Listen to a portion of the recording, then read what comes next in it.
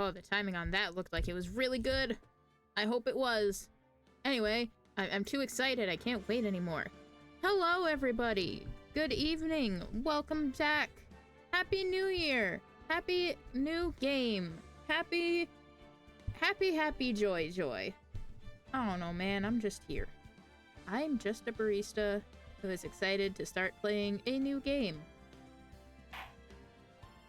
I can't exactly continue the game if I haven't started it yet.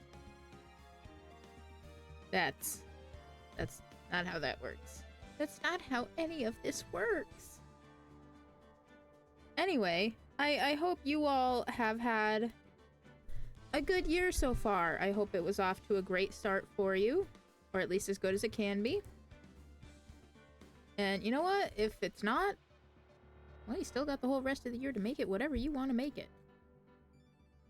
Time isn't real anyway, so if you want to start your New Year's resolutions, if you want to do that at all, if you want to do that like tomorrow, that's fine. It's all arbitrary. You do you. That's all there is to it. And you do you. What I'm gonna do, we're gonna start a new game. No, we already played that one. No, we already played that one. Yeah! This one. The third one.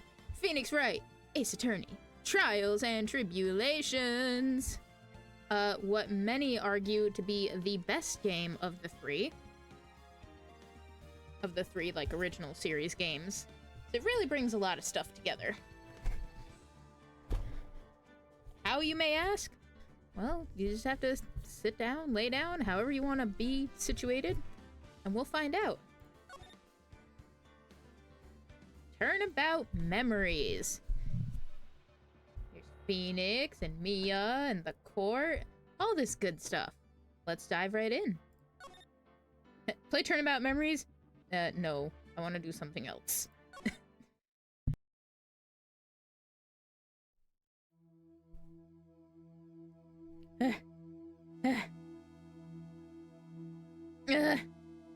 How did I get into this mess? Oh, there's a dead guy. Why? Why did I do that?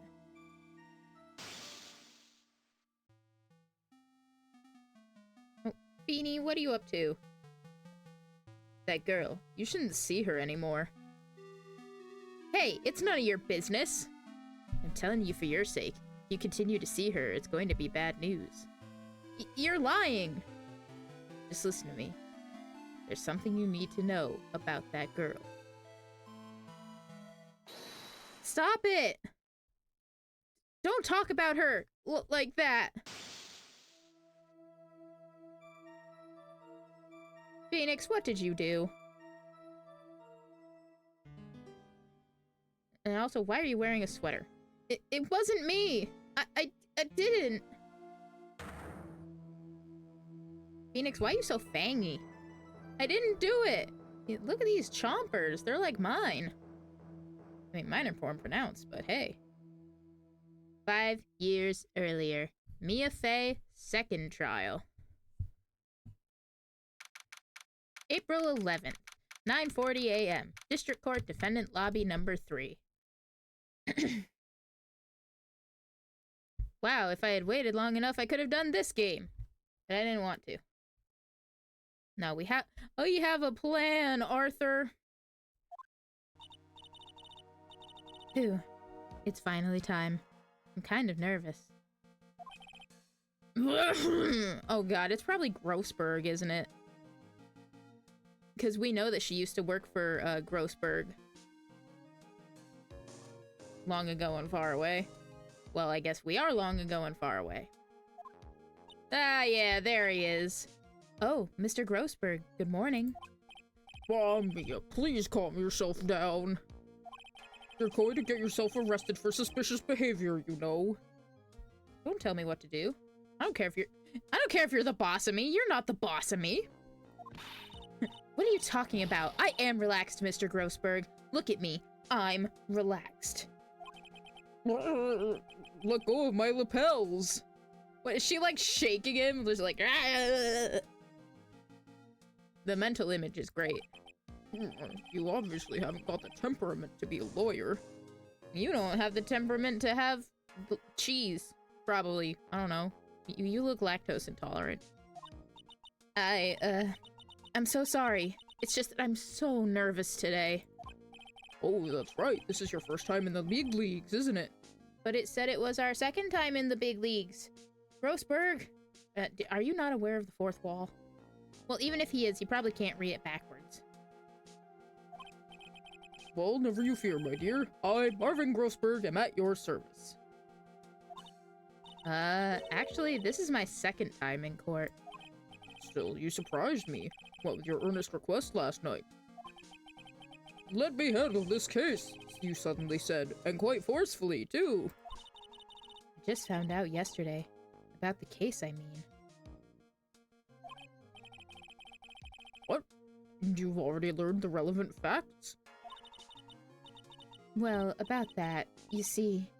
I mean, of course I have. I think. Oh dear. In any case, don't let our client see you so nervous. You see the poor young man in the pink sweater over there? That's our client. Aw, look at him. Good morning there, everybody. Good morning. Try to keep smiling, Mia. I want to say, I'll give it all I've got. Yep, it'll be fine. No prob. Oh, what's wrong? Do you have a cold or something, Mr. Rye? Actually, it's Wright. Like the Flying Brothers. People screw it up all the time. I mean, they kinda shouldn't.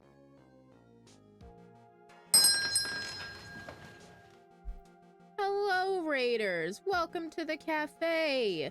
Thank you for joining us here! Hello, Jordan. I hope you're doing well tonight.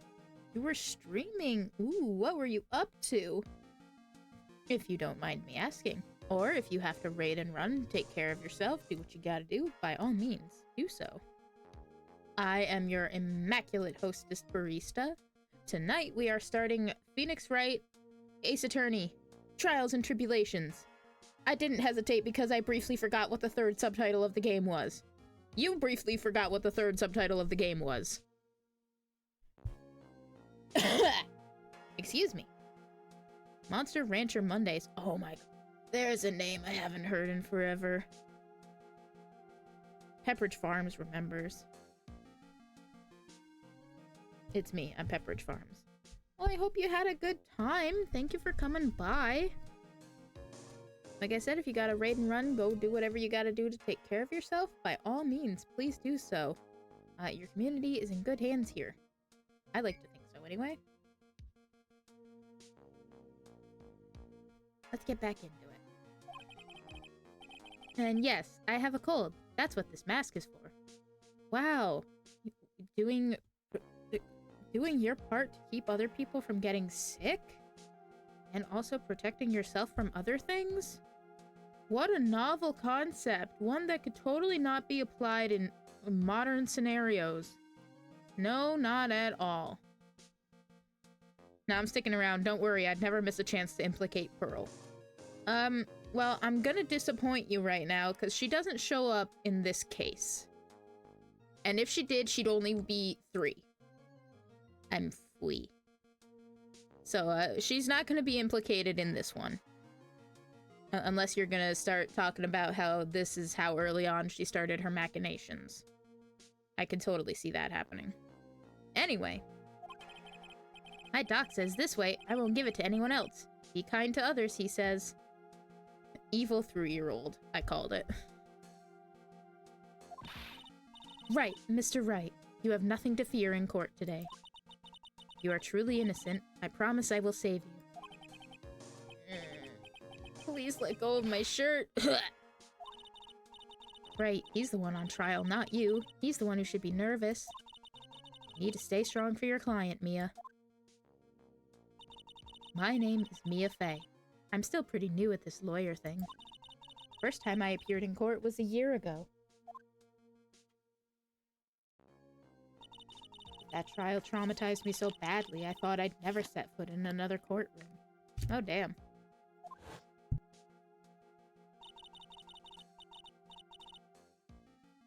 It's been 1 year since then, and well, here I am again.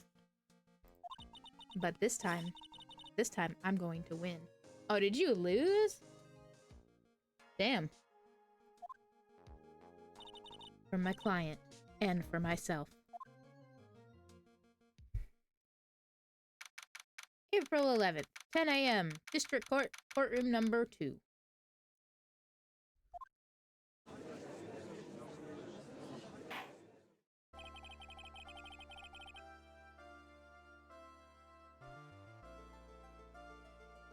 New game means we also probably get new music. Hell yeah. Hello, Judge. It's good to see you have not changed at all, especially since we went backwards. 5 years. Hello, Nova. Thank you for redeeming first and throwing twerking Bidoofs at me. Exactly what we need in court.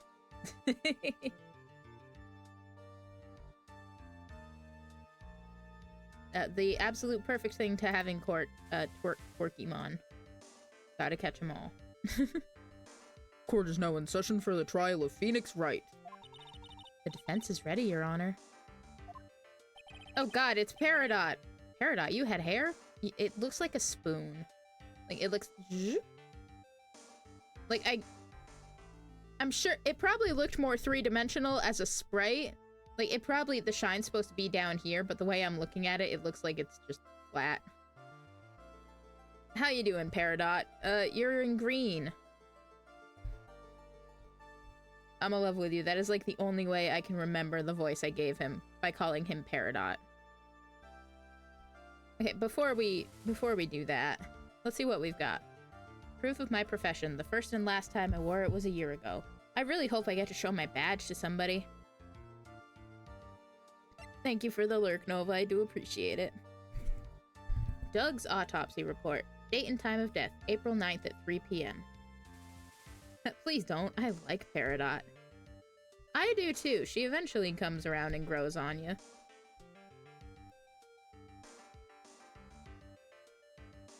This guy, not as much. Cause of death was a fatal electric shock. Marvin Grossberg, age 61, my superior and head of Grossberg Law Offices. Phoenix Wright, age 21, my client, a third-year art student at Ivy University. He currently has a cold. Doug Swallow, age 22, the victim. He was a fourth-year pharmacology student at Ivy University. Depending on his program, he was probably 1 year away from graduating. Dahlia Hawthorne, age 20, Phoenix Wright's girlfriend. Dated the victim Doug Swallow up until 8 months ago. Drama. The prosecution is ready, Your Honor. The defense today is Miss Mia Fey, was it? Yes, Your Honor. Is there a problem? I was under the impression that Marvin Grossberg was to be leading the defense. Yes, well, you see, Mr. Grossberg had a bit of an emergency. Girl, isn't he there? Isn't he, like, standing right next to you? Emergency? But isn't that him standing right there next to you?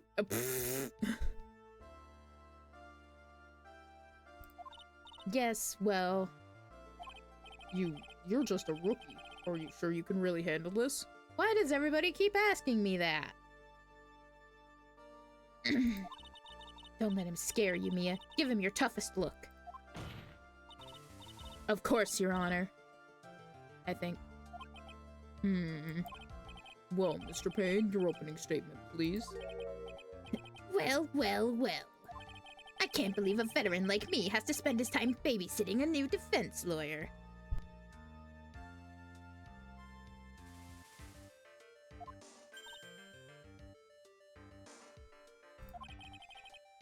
Don't worry, little girl. It will all be over soon. I don't like the phrasing of that. Phrasing. What was that all about? Was he trying to trash talk me?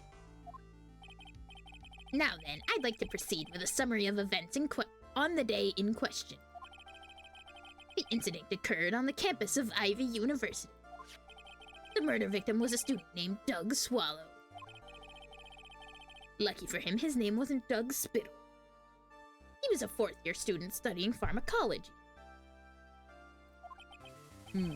Sounds like he was a very bright young man. Yes, well, next we have a photo taken at the scene of the crime. I can't fucking read. Oh. There's a lot going on here. Students discovered the scene shortly after the murder. They found the victim's body. And the defendant, who had obviously bungled his getaway, they then called the police. That certainly makes the defendant look very suspicious indeed. Very well. The court accepts this photo into the record as evidence. Crime took place behind an IVU building. By the way, I can't quite tell the cause of death from this photo. I think we already looked at the autopsy report, so cause of death was electric shock. Well, he probably got too close to this power line or some shit. Your reputation for sagacity is well earned, Your Honor. The truth is that this victim died a rather unusual death. See, when he's flopping it around, it doesn't look like a spoon, but like... an unusual death? What do you mean, Mr. Payne? He means unusual. Well, perhaps the defense would like to take this question. Huh? A simple question. I thought I might loosen you up a bit. I am a genteel man, if you will. I will not. No, thank you. A what? Stand up to him, Mia. Show him what you're made of. Oh, perfect opportunity. Well, what was it? The cause. Go on. Please say you know at least this much. I do. Don't worry. I looked at the court record. I'm so sorry. I didn't get a chance to read through the whole file. My hemorrhoids are beginning to act up. Should we get you a donut? Like, do you need to sit down? Where's your hemorrhoid donut?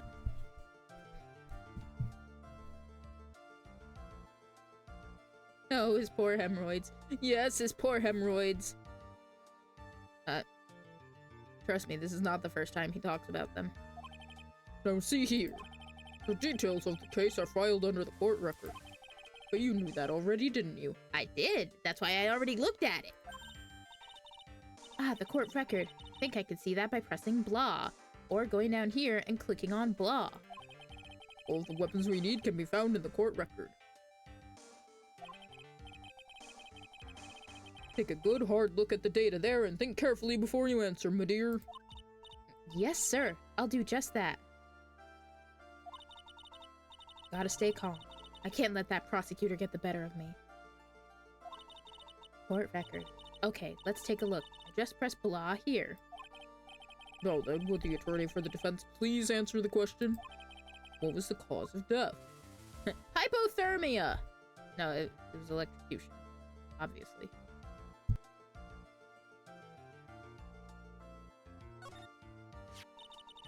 According to the court record, it was a fatal electric shock. In other words, electrocution. Send him to the chair! Oh wait, he didn't even get a chair. He probably died standing up and then laying down.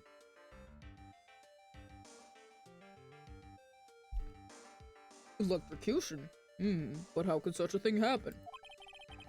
The murderer used some type of new super powerful stun gun, perhaps? The answer to that will become crystal clear as this trial proceeds, Your Honor. But before that, there is one more vital issue. What's that? Why, motive, of course. Apparently, there was some bad blood between the victim and the defendant. Bad blood? What do you mean? Oopsie, I'm terribly sorry. You're the defense attorney, so you must know all about it. I shouldn't be stealing your spotlight like this. I really don't like this guy's smug attitude. That's Winston Payne for you. He's one smooth operator, if you catch my drift. I don't. I don't. They don't call him the rookie killer for nothing, you know. Are you sure?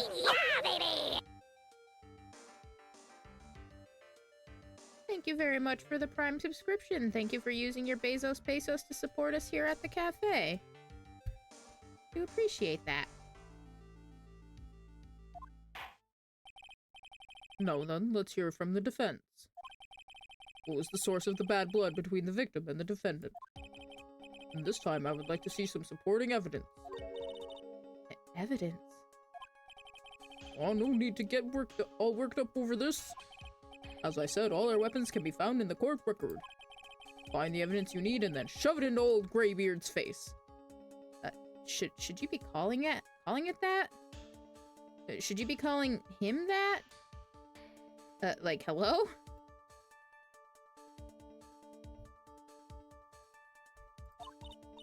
Yes, sir. Into old Graybeard's face. Mr. Roseburg, try to set a better example for the young lady. Mia, evidence is and Jesus Christ. Evidence isn't the only thing in the court record. People's profiles are as well.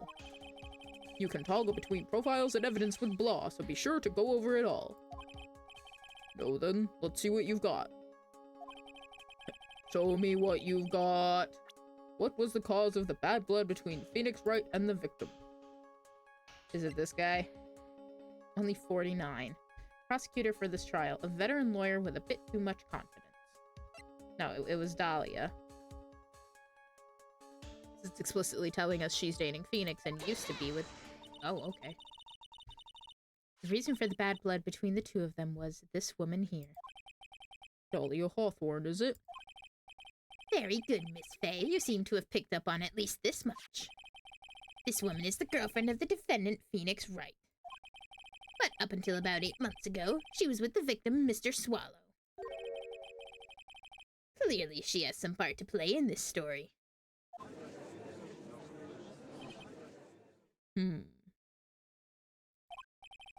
He's done it again.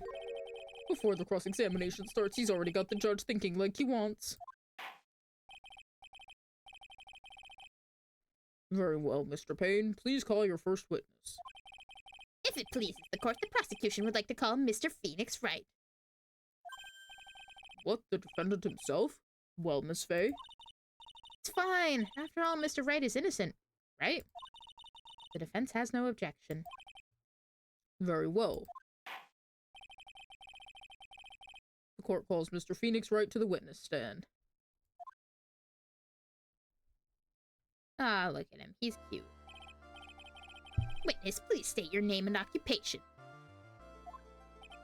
Oh, yes. My name is Phoenix Wright. My job is, well, right now I guess I'm a suspect. No, he means what did you do before you were arrested?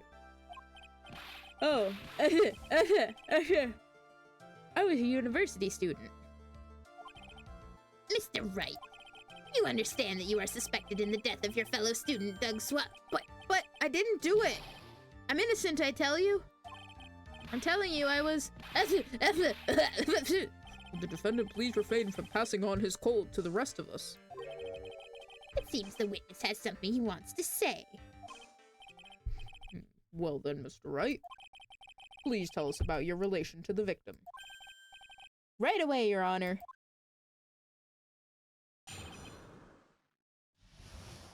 The victim and I.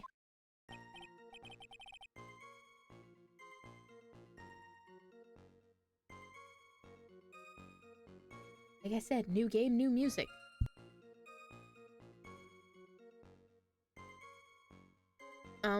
I admit I was there. But I'm not a killer. All I did was find his body. I hardly knew the guy to begin with. I never even talked to that stuck-up British wannabe. What do you mean, British wannabe? Is there something I missed? Well, it's not like he's got a flag on his head.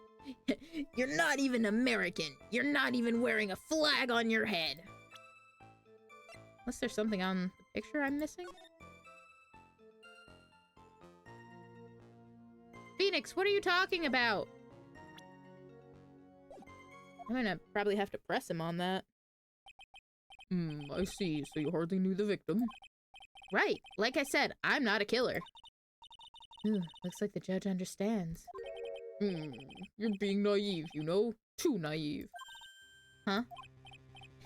It seems that you've forgotten one small thing, young lady. Is it your penis? That seems pretty small, easily forgettable. And that would be? This witness still has to undergo something called cross-examination. Cross-examination? He's right, and it's the defense's duty to carry out the cross-examination. The purpose is to determine if a witness's testimony contains any contradictions. Contradictions? If a witness is lying, their statements will conflict with the court record. But Mr. Wright is my client. Even if he is your client, in court, all lies must be struck down. As a lawyer, that is your duty, you see. What does he mean by that? He's saying that the testimony just now, there was a lie? Contradiction? Probably. I'm not even sure he's lying so much as he's just saying something and we need to get more info out of it.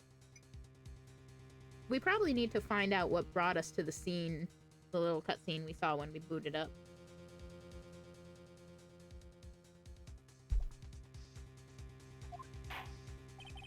Now then, your cross-examination, if you please, Miss Fay. Please, Mr. Wright, tell me you haven't been lying. You wouldn't do that to me, would you?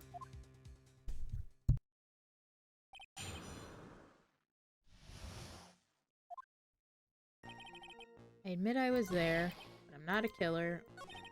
Hardly knew the guy to begin with. Never even talked to that British wannabe. I feel like we need to press him on that.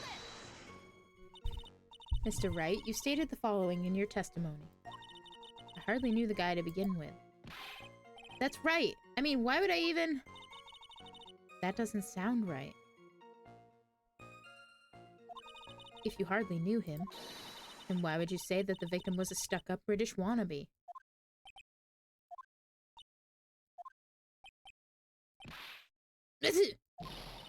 Well, Mr. Wright? Ah, no, it wasn't me. I'm not a killer, I swear.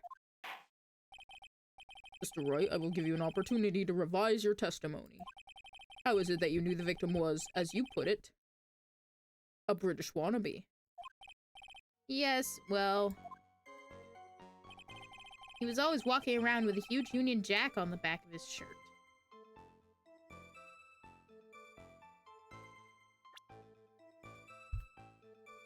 Well, it's not like you can see anything from a profile picture. And he says it's on the back of his shirt, but we don't see anything on the back of his jacket. That's probably what we gotta do. Feeny.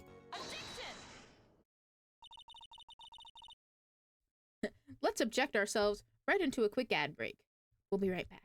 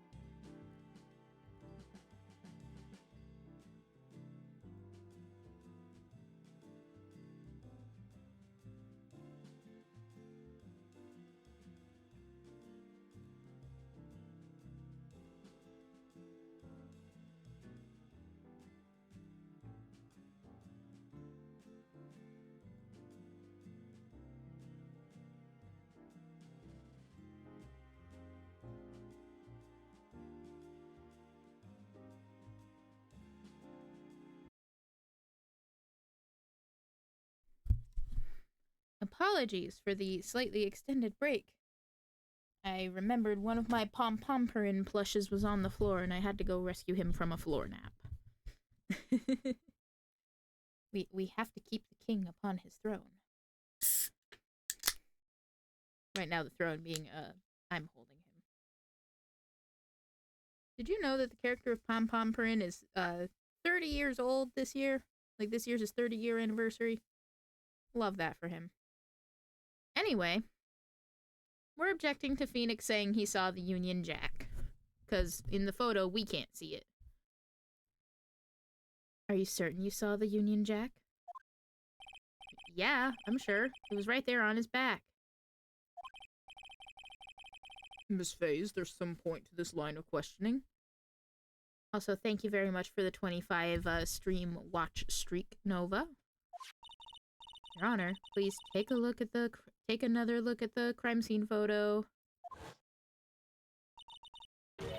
As you can see, there's absolutely nothing on the victim's back. Hey, wait a minute! He's wearing a leather jacket! The Union Jack was on the back of the t-shirt he was wearing. I was under the impression that you accidentally came across the body. But if that was really the case, then you wouldn't know that, would you? You would have no idea at all what he was wearing underneath that jacket. Mr. Wright, you've been lying to me. Please forgive me! Wah! Mia, you've made our client cry. Let him!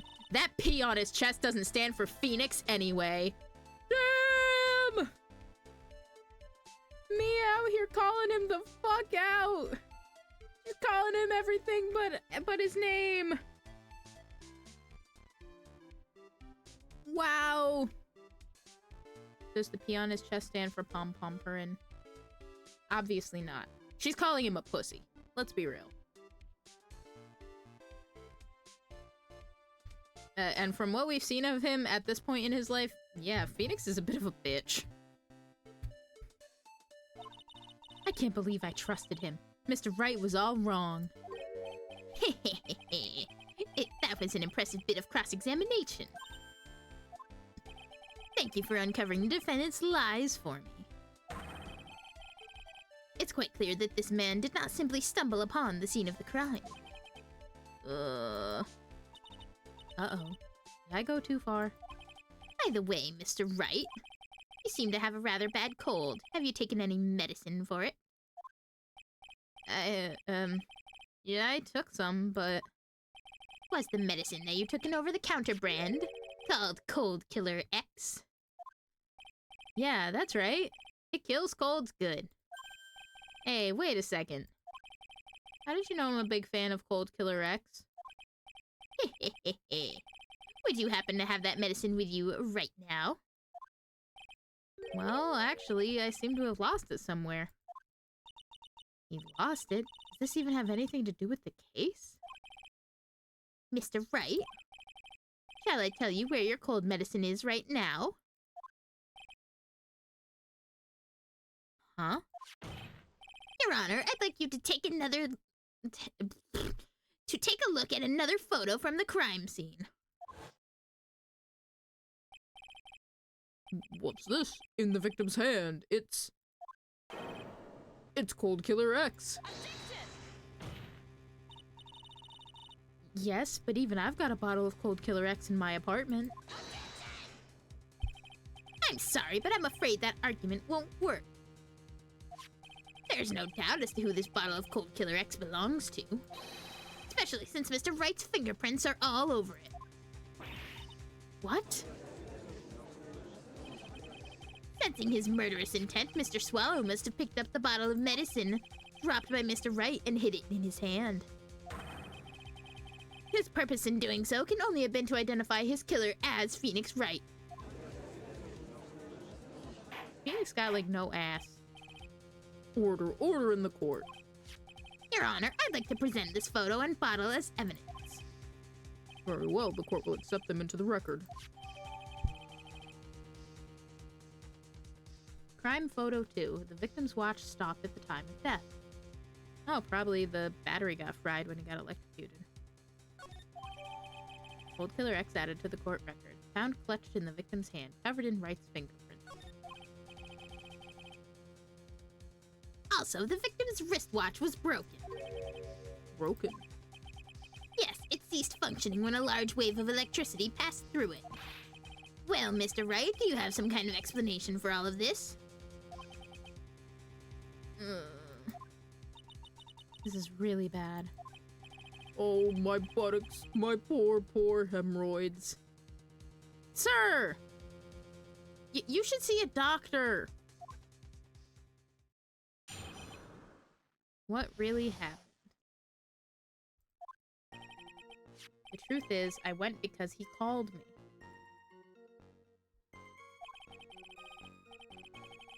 He was in the pharmacology department, so we agreed to meet at 2:45 behind that building. We talked for a bit, and then at around 3, we split up. And later, when I went back, I found him lying there. Okay. I'd been taking Cold Killer X for the last 2 or 3 days, but I lost my bottle of it around lunchtime on the day of the accident.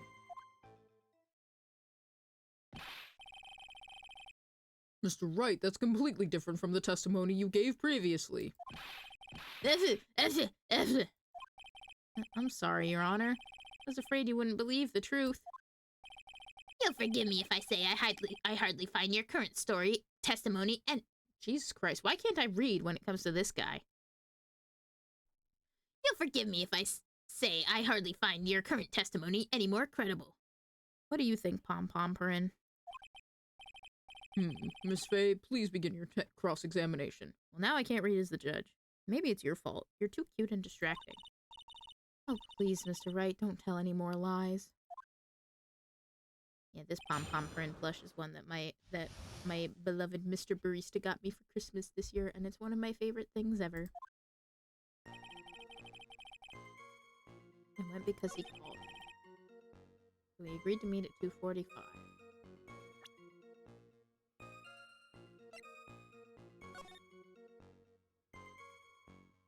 So we're looking at it upside down, but it looks like his watch stopped at like 3:05.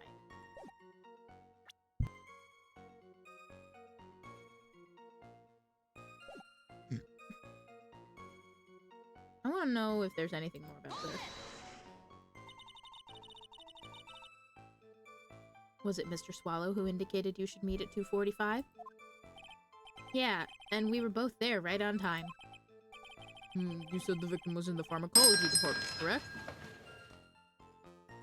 Late night raid? Thank you very much for the raid, Nova. Hello, raiders. Welcome to the cafe, the courtroom, the combination courtroom cafe. I hope you're doing well tonight. What were you up to, if you don't mind me asking? While you get that ready if you want to. I am, as always, your lovely hostess, Barista. I probably... with the hydrate. I'm probably what you might call a variety streamer, but I tend to lean more towards visual novels. We've already played through the first 2 Phoenix Wright Ace Attorney games, and tonight we are starting the 3rd one. This first case is actually a flashback case to our mentor Mia's 2nd case in court, and Phoenix is in fact the defendant. There's a lot happening here.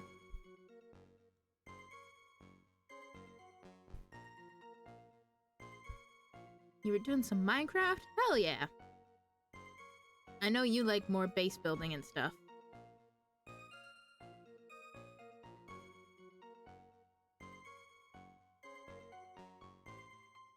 Hello, fellow gamers and casual fans. How is your day or night going? Mine has been going well.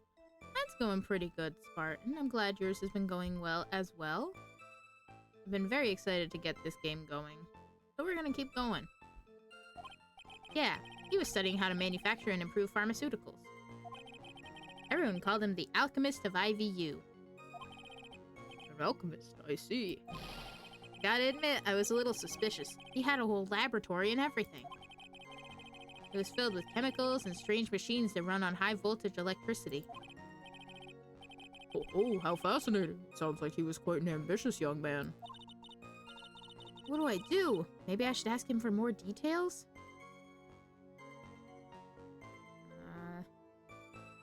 Well, it seems kind of important that he was mentioning that there was high voltage stuff. Is that true for just that guy or for the whole pharmacology department?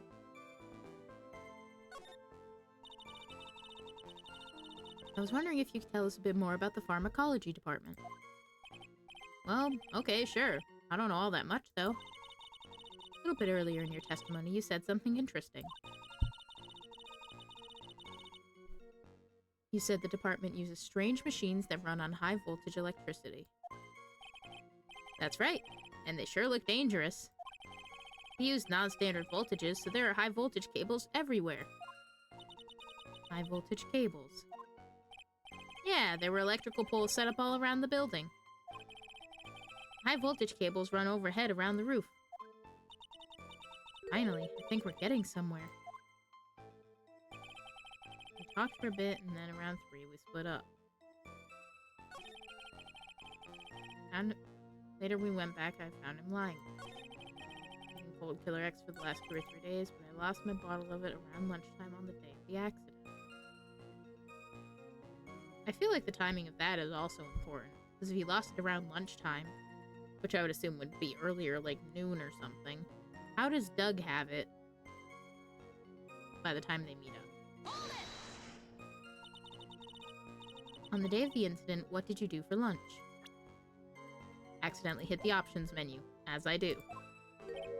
Huh? What does that have to do with anything? You can never be too sure.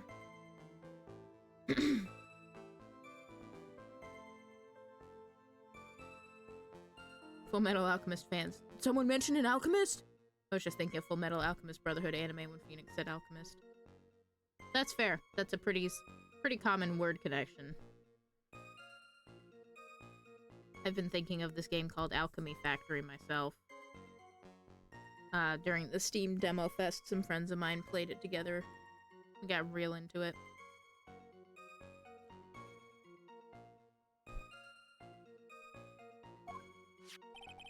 I always eat with Dolly, just the 2 of us. Dolly's homemade lunches are just the greatest.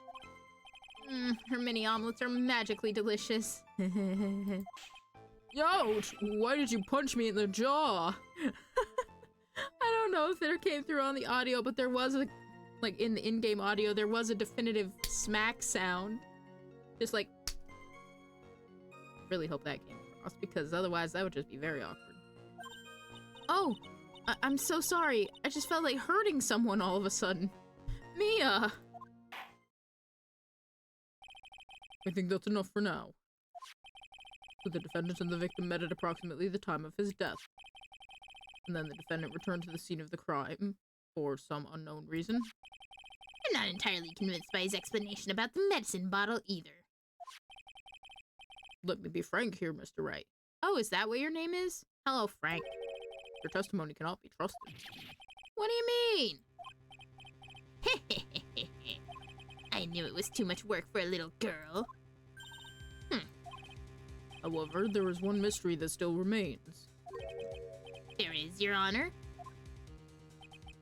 How the murder was carried out, of course. Just how was the victim electrocuted? I don't believe the murder weapon has been produced yet, correct? Well, that is... You are correct, Your Honor. How exactly was Mr. Swallow killed? If I could somehow establish how it was done, maybe I could still come out of this mess smelling like a rose. Baby, I compare you to a kiss from a rose on the grave. Well, like I said when we started this whole thing, you can see in the picture that this wire is live because there's like sparks and shit flying off of it. So somehow he must have run into that. I'm gonna go with that. Your Honor? Yes, Miss Faye? I believe that if we were to piece together everything we've heard up until now, we should be able to solve the mystery of how Mr. Swallow died. That would be most impressive. Quite the brash statement coming from a rookie. But even a beginner like you must understand the basic rules of the court, yes? An attorney must be able to substantiate their arguments with evidence. Of course I know that. Actually, I'd totally forgotten about that. Shh, Mia. Now then, Miss Faye, let me show me what you got.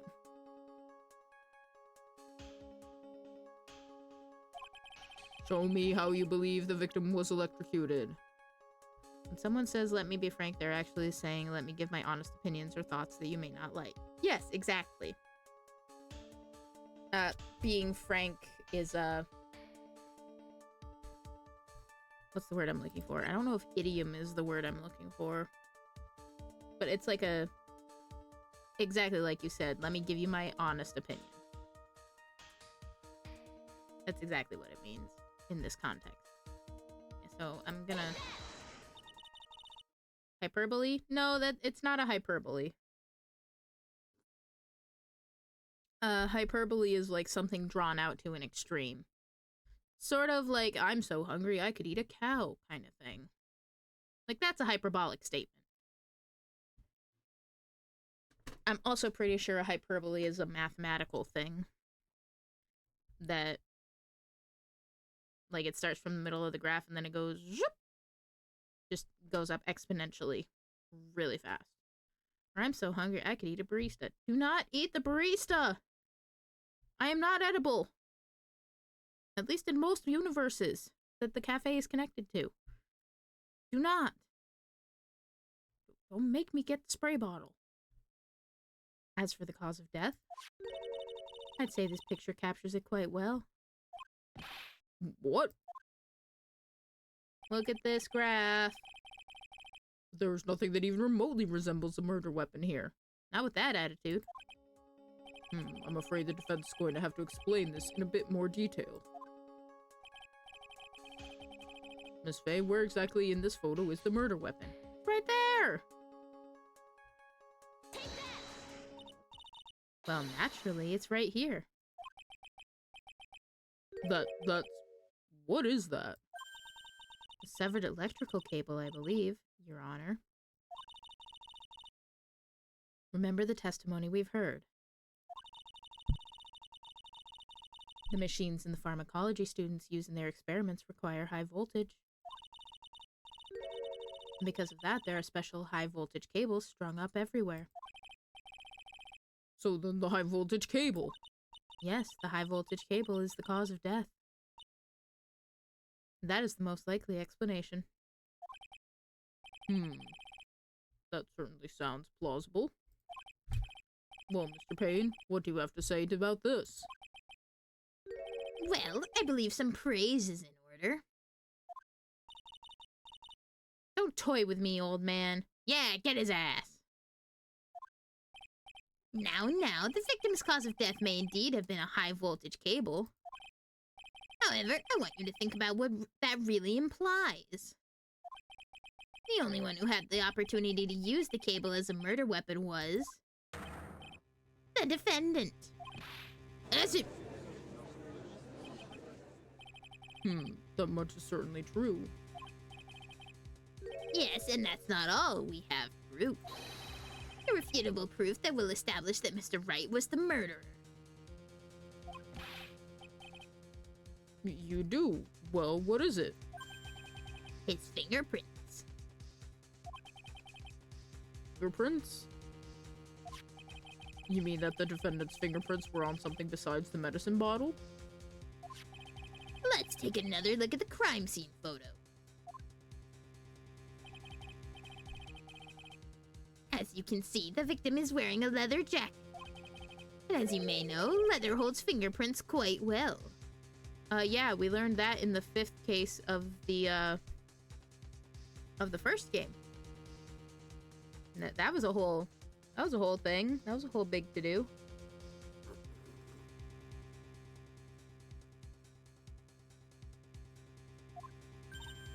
Ah, you mean...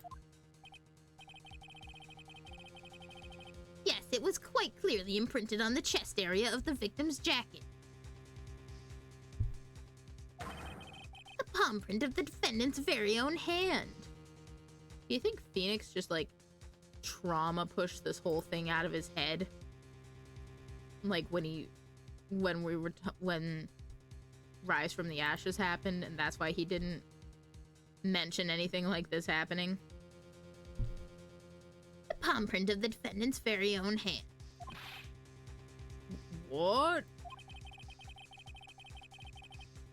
I can only think of one way Mr. Wright could have left a print like that.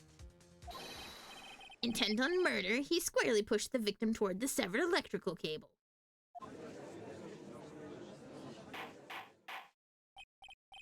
Order, order, order! That's enough.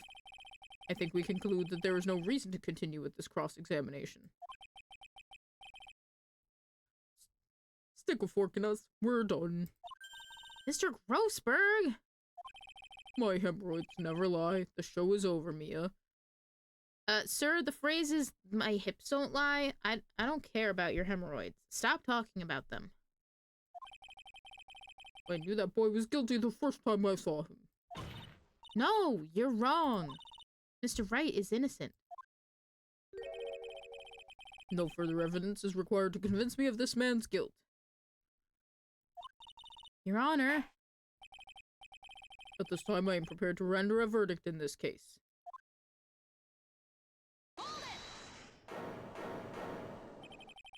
Do you have something further to add, Miss Fay? Is this what you want, Mr. Wright? You still haven't told us the truth. The whole truth. If you don't say something now, the judge is going to hand down his verdict. But I can't. I just can't say it. If I told you what really happened, then I'd be... Okay, Mr. Wright. I'm your attorney. You can trust me. Miss Fay.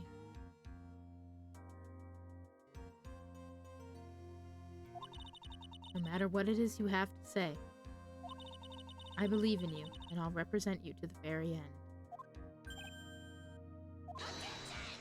Shut up!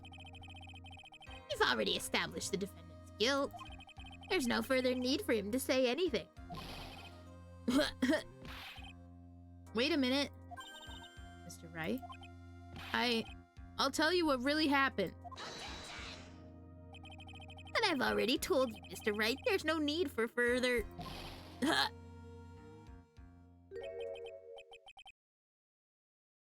I did it. I admit it. I pushed him. My fault.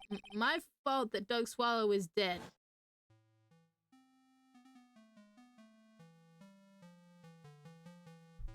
That girl, you shouldn't see her anymore. Hey, it's none of your business.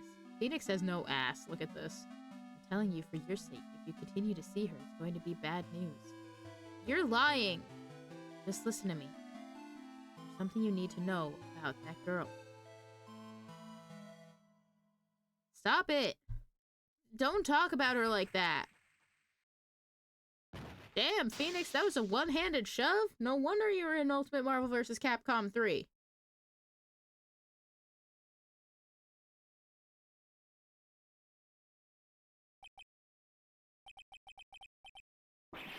What you just said, was that the truth?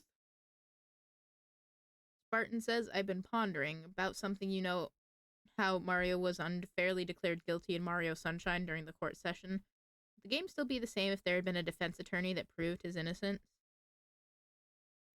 Well, Peach, as a royal, as royalty of a different nation, she tried to stand up for him and be like, object on his behalf.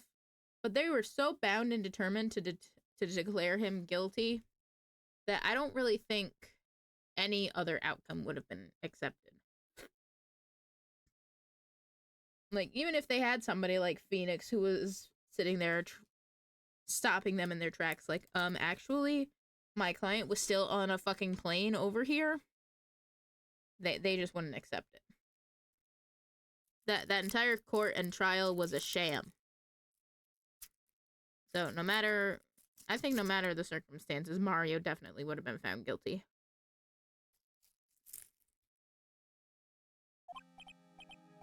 Yes, I was afraid. Afraid that if I told the truth, Everyone would think that I was the murderer for sure. Well, as things currently stand, we're all absolutely convinced you are. Please. Please give me one more chance to explain. This time I swear. I swear I'll tell the whole truth. It'll be okay, won't it, Miss Faye? I believe in you. Oh, thank you. Still can't believe it. He really did push the victim. Well, yeah, but just because he pushed the victim doesn't mean he killed him. Oh, it feels like my hemorrhoids are doing the Harlem Shake.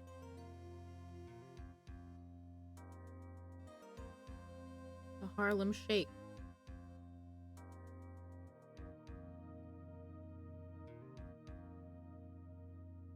The Harlem Shake. Then they would be like, oh, well, all these problems started when y'all showed up, so you all need to help fix it. That's basically how it goes. Except the problem started before Mario arrived. Let's think about Grossberg's, hemorrhoids doing the Harlem Shake while we sit in this ad break.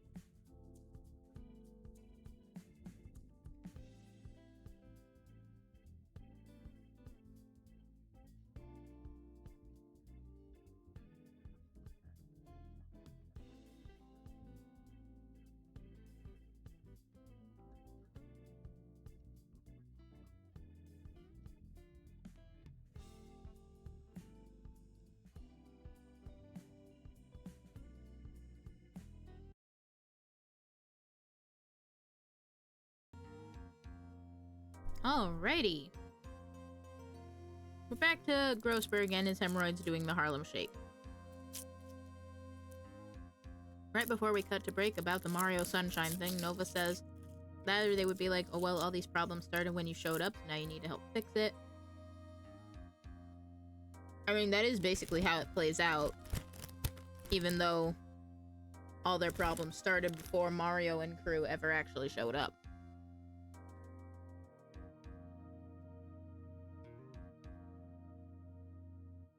It's literally just that the culprit looks like him, so they think it's him. So even though it's his first time ever showing up on Delfino, on Isle Delfino, they pin all their problems on him. Which sucks.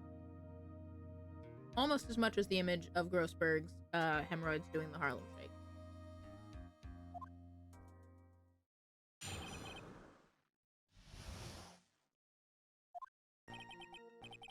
That guy. He was talking bad about Dolly.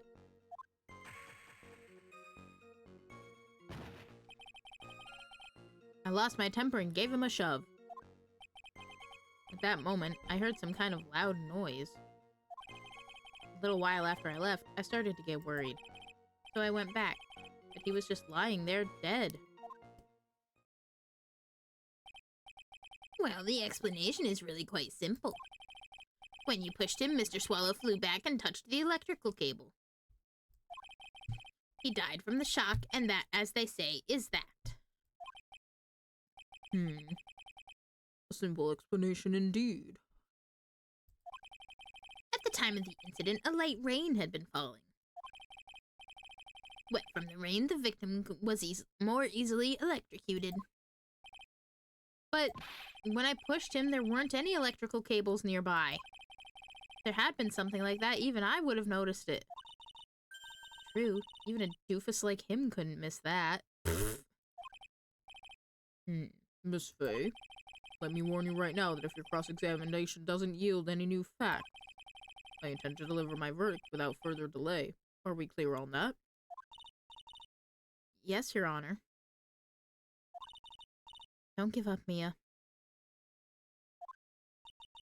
If he is innocent, there must be some kind of evidence somewhere that will prove it.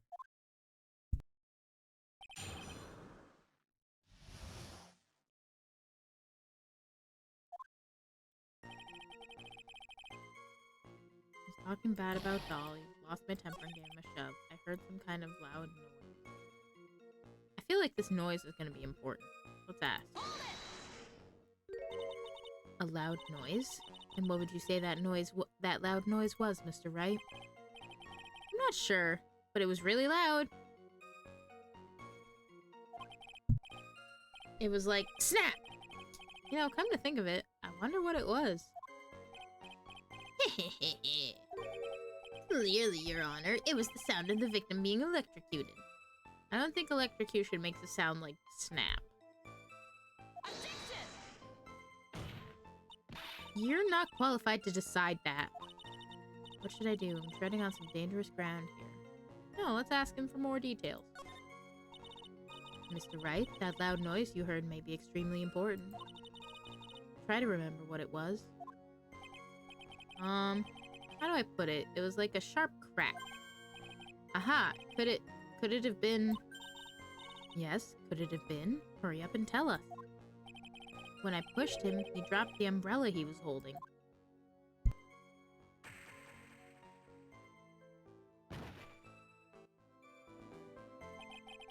He fell right on top of it, and it broke.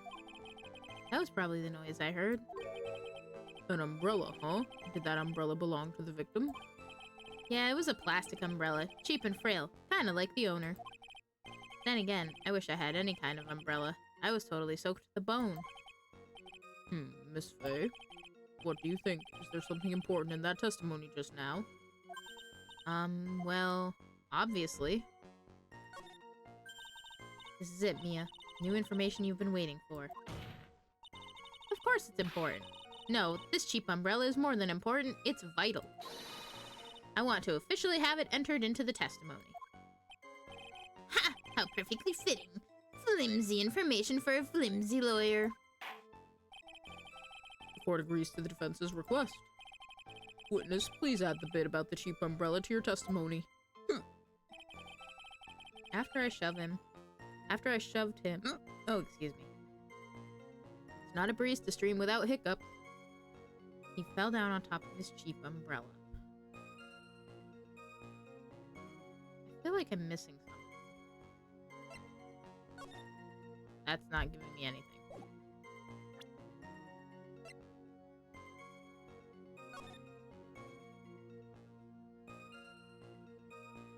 Well, if he landed on it, then why is it all the way over here? Unless he was able to get up. Oh wait, no, I didn't want that. Come back.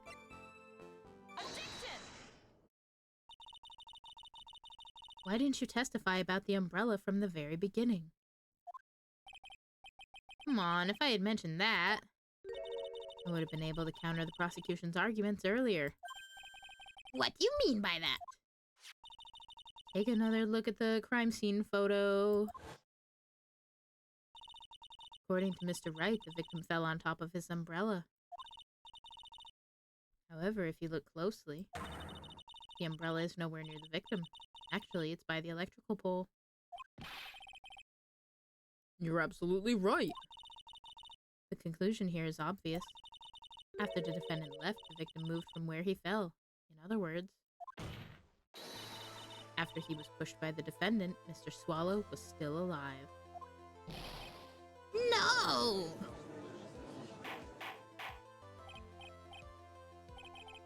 Order, order. The victim. He moved? Mr. Payne, the umbrella in this photo, where is it now? Well, it was collected by police at the crime scene. I want it presented as evidence immediately.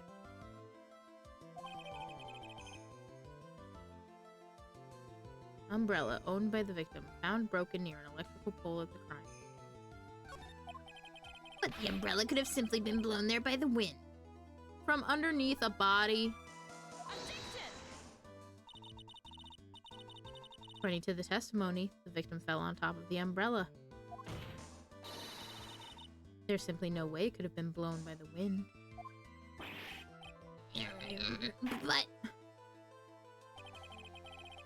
But I know this matter of the umbrella seems relatively trivial. But as long as the smallest doubt remains, I cannot render final judgment. no!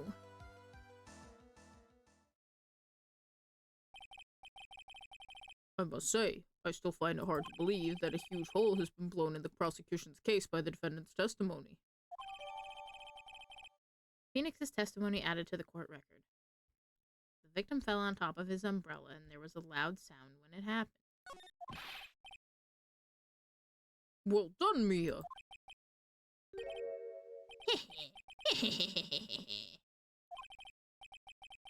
Mr. Payne, what are you chuckling about?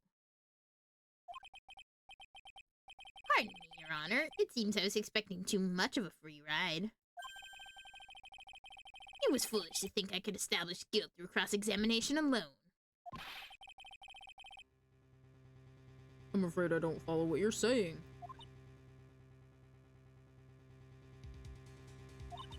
Let me guess, you have another witness. Exactly. And this witness's testimony will be incontrovertible.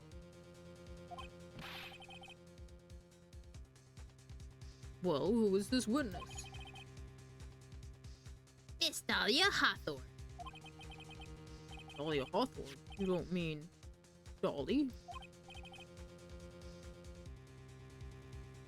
I do, Your Honor. The defendant's very own lover is a witness to the whole thing. That's right, she was at the scene of the crime when the murder took place. What? I'm sorry to break the bad news to you, my dear.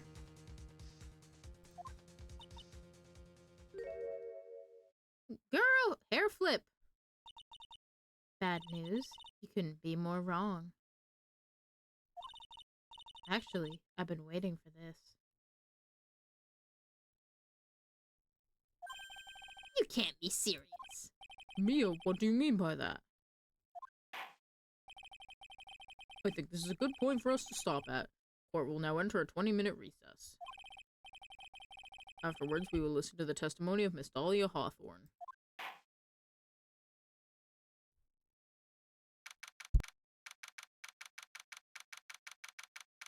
April 11th, 11:52 a.m., District Court, Defendant Lobby Number 3.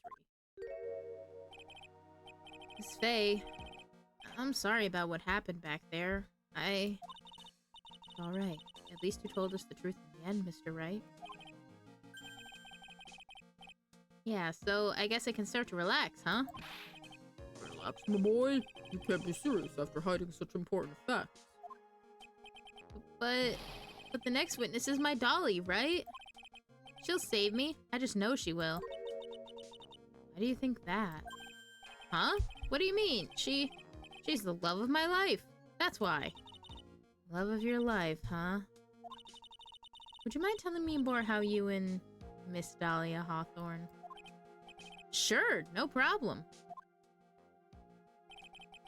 Dolly and we first met about 8 months ago, right here in this very courthouse. Aww, they're kinda cute. Actually, I'm studying to be a lawyer on the side.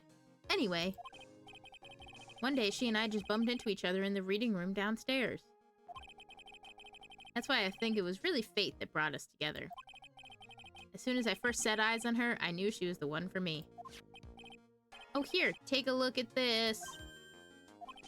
She gave this to me the day we met as a symbol of our love. She'd been wearing it around her neck that day, but then she took it off, but before she gave it to me, she said, "I want you to carry this." Just give it to you as a present, I see. This darling little bottle is filled with memories of my darling little dolly. It certainly is a little bottle, all right.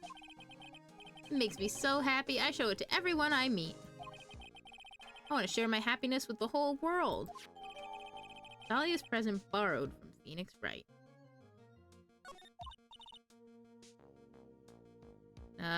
Anyway. So after that, you and Miss Hawthorne started dating? Yeah, but she's so shy. Every time I see her, she always says the same thing to me. Please give it back now. What a strange girl asking for a present back like that. By the way, Mr. Wright, the day you first met Dahlia Hawthorne 8 months ago wouldn't happen to have been on August 27th, would it? Huh? Yeah, it was, but how did you... This happened on August 27th, right here in this courthouse. What's this, a newspaper clipping? Let's see, murder in the courthouse? Murder? What are you reading there? Let me see that. Oh, I see. Mia, I think I understand what you're trying to say. And I think I understand why you suddenly took such a keen interest in this case. You believe there was some connection between these two cases, am I correct? An article from August 28th, almost 8 months ago. I hope you don't mind, Mr. Grossberg. I need to finish this myself. Ah, yes, but I'm afraid what you have will not be enough, my dear. I'll go and have a look in the downstairs reading room and see what else I can find. Thank you. I want to do whatever I can to be of help to you, Mia. Well, it looks like recess is about over. We'd all better get moving. I guess so. My recess sure seemed longer than 20 minutes, though. To be continued.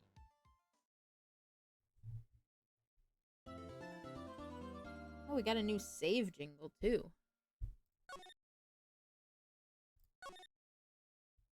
I'm gonna put it down here. That way we've got one for each game. Let me grab a stretch and a drink real quick, and I'm up for continuing. I'm up to keep going to see this through to the end. Let me grab that stretch real quick.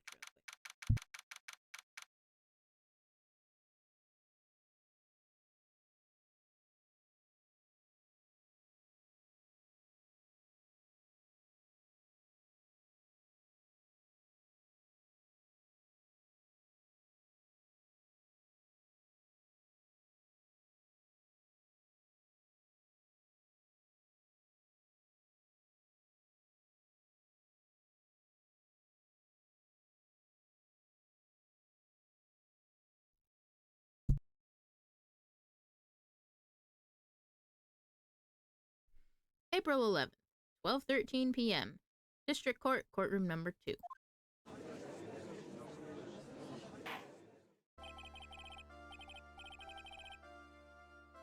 Court will now reconvene. Mr. Payne, please call your witness. The next person is someone who witnessed the crime as it happened. The prosecution calls Miss Dahlia Hawthorne to the stand.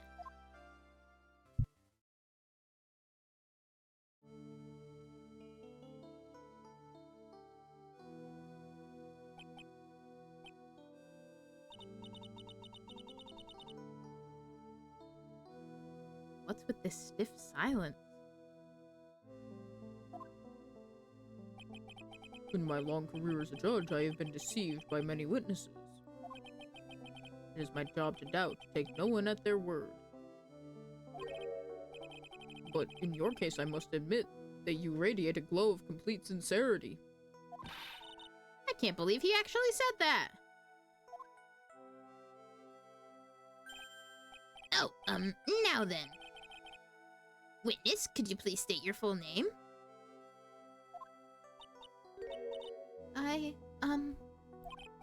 Don't worry, sweetie. There's no need to be nervous.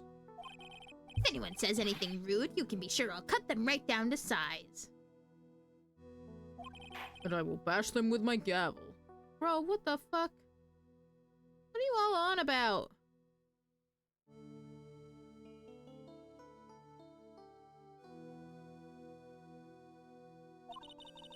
Love how they look straight at me when they say that. Thank you for calming my nerves. You're all so nice. I almost feel right at home. Not at all. It was nothing. If we may move on now, what is your full name and occupation? My name is Dahlia Hawthorne. I'm a junior in literature at Ivy University. I just want to say it's an honor for me to be here in your noble presence. Ugh. The honor is all mine.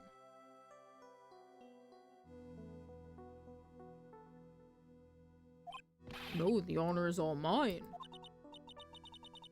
Well, we know whose milkshake brings all the boys to the yard. Jesus! These references! They're so old! They're so dated! I need to sit down to process this. I don't care if I'm already sitting down. I need to sit down again. First we got the fucking Harlem Shake, now we got fucking my milkshake brings all the boys to the yard. What in the hell? Sir? Is there something I can help you with? Just go on and say whatever it is on your mind. I'm sure that there must be some kind of mistake. Feeny wouldn't kill anyone. I just know it. Yes, yes. I can see why you'd say that. She's going to be a tough witness, alright. Only took her 12 seconds to wrap them all around her little finger. Now then, please proceed with your testimony. Let's hear about what you witnessed on the day of the incident, if you please. What I witnessed. I had been planning to go back to Feeny's place after class was over. Feeny and Dougie, they were talking behind the building. I wonder if whatever this is works on anybody who's gay, like any woman who likes women. Listen, what we know of Mia and Lana, if she goes at least partway that way, it does not seem to be working. But it also seems like there might be more to that we're missing.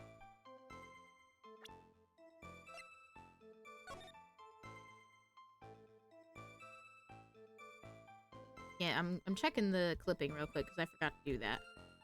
Murder in the courthouse? Very little information is being disclosed at this time since the victim of yesterday's incident in the district courthouse cafeteria is said to have been a lawyer. However, police are questioning the 19-year-old female college student who was sitting with the victim.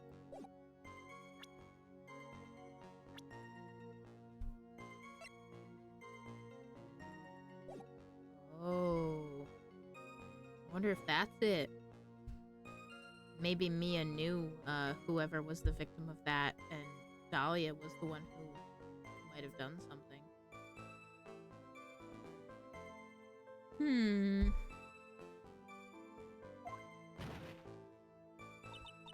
Then suddenly, Dougie got all wobbly and just collapsed. Girl, that is not true. That's when Feeny noticed that I was there. I went to go and find some other students, and they called the authorities.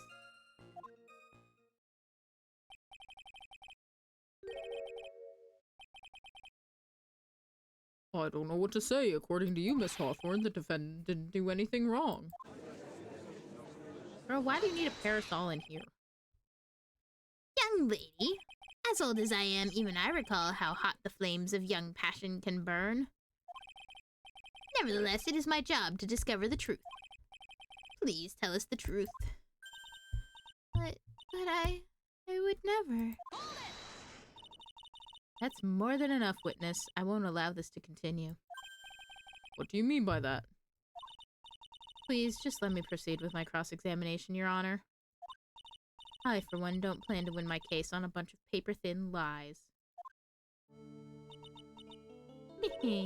You haven't changed a bit, Mia Fey. What's this? So you two are acquainted? Yes, we've met before. Once. In any case, Miss Fey, the floor is all yours. It's good to see you again, Madam Fey. Madam? I'm no one's grandma yet, girly! What I witnessed.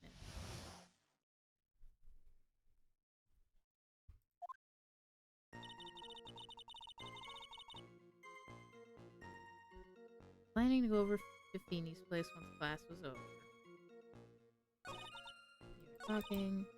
Got a wobbling collapse. No, he didn't. Are you saying that the victim just collapsed on his own? I'm once again hitting the options menu. Yes? In other words, the defendant never touched the victim. Is that right? I was watching the whole time. Feeny never did a thing to Dougie. I press her for no good reason. I just know the judge will get angry with me. So what should I do about her testimony just now? Show a contradiction.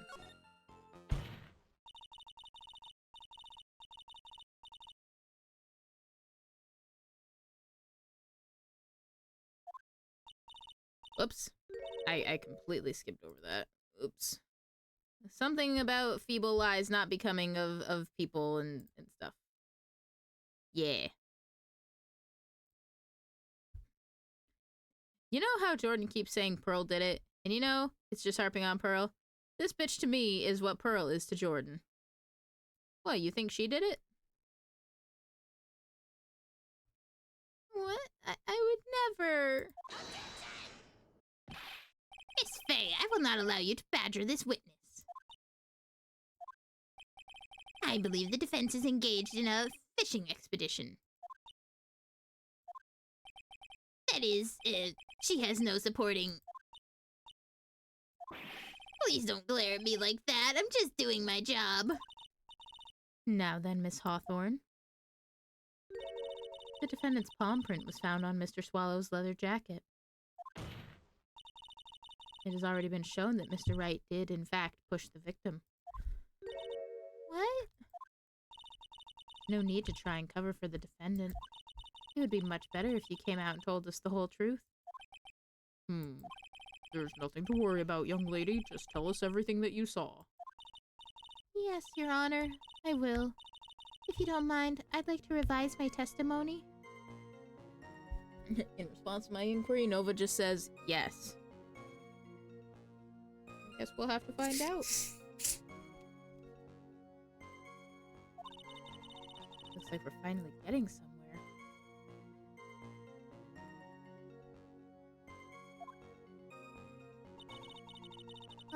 Actually, I didn't see the moment he pushed Dougie. It didn't look like they were fighting, and I didn't hear anything unusual either.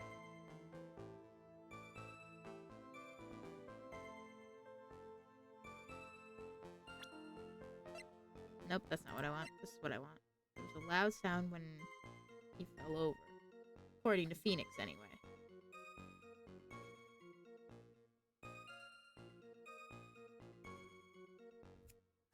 Nah, dropping stuff.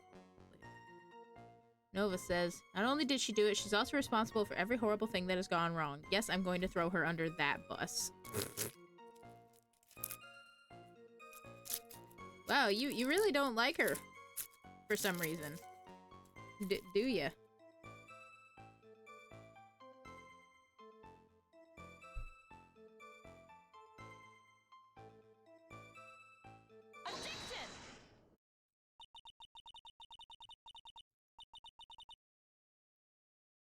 Her vibe. I don't like her vibe. She does not pass your vibe check.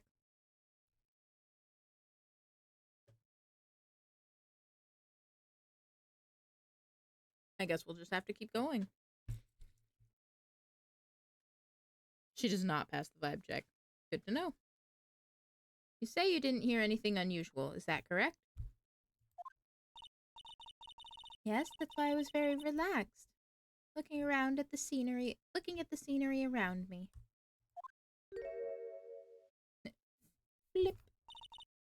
That's nice, but I find that just a little odd.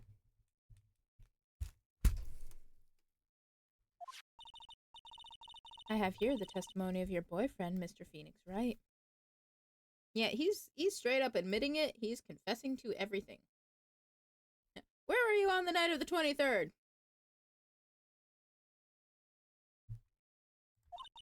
And he clearly testified to the effect that when he pushed the victim, he heard a sharp, loud noise. He said that? If you were really that close to the two of them, why didn't you hear this noise as well?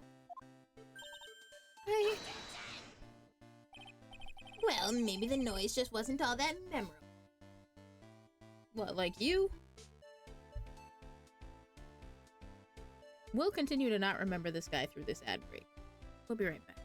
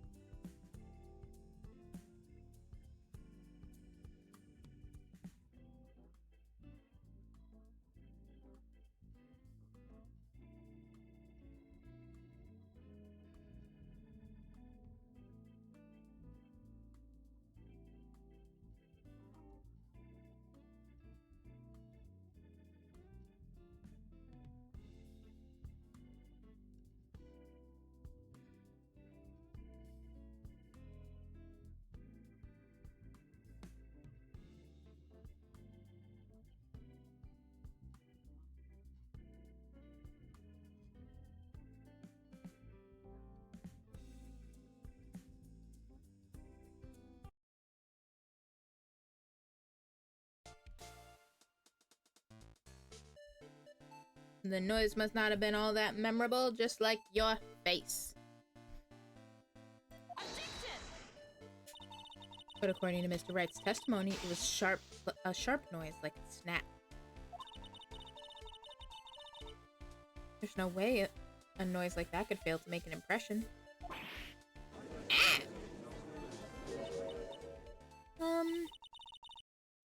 May I have a moment to answer? No. By all means. God damn it. Fucking horn dogs. I know the reason why I didn't hear the noise. You see, the truth is, I'm a lying little bitch. I had my headphones on and I was listening to music at the time.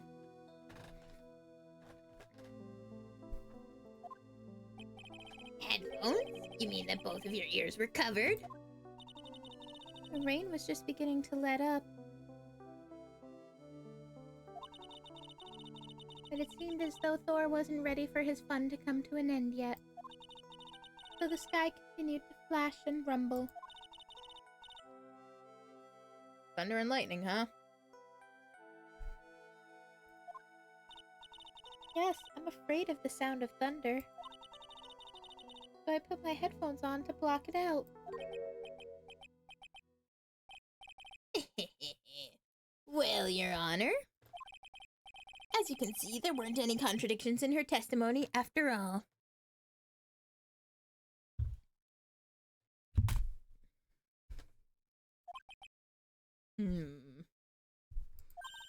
Wait a sec, Mia. That testimony just now. She said something that could totally change this whole case. She didn't hear anything. She was listening to music or there was lightning.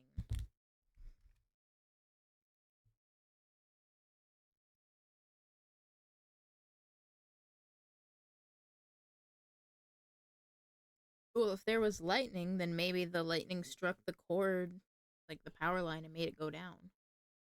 Because she must have heard the noise. I doubt she was actually listening to music. Your Honor, there's a problem with the witness's testimony. What do you mean? Didn't you notice? She said there was lightning. Correct? Yes, what about it? Well, lightning is actually a large discharge of electricity in the atmosphere. Am I right? Now's not the time for a science lesson, Miss Fay. Yes, Your Honor. Anyway, since the cause of death was electrocution, isn't it possible that the victim died from being hit by a bolt of lightning?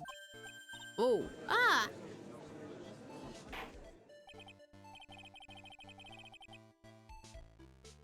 I must admit that the thought had not occurred to me. What kind of thoughts do occur in this guy to this guy anyway? The entire case is built on the premise that Mr. Doug Swallow was murdered.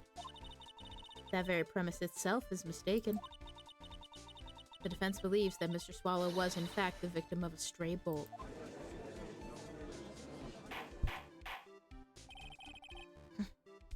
It appears the defense may be onto something. Could it be that the death was actually an accidental? Alright, you did it, Mia. I'll be taking that not guilty now if you don't.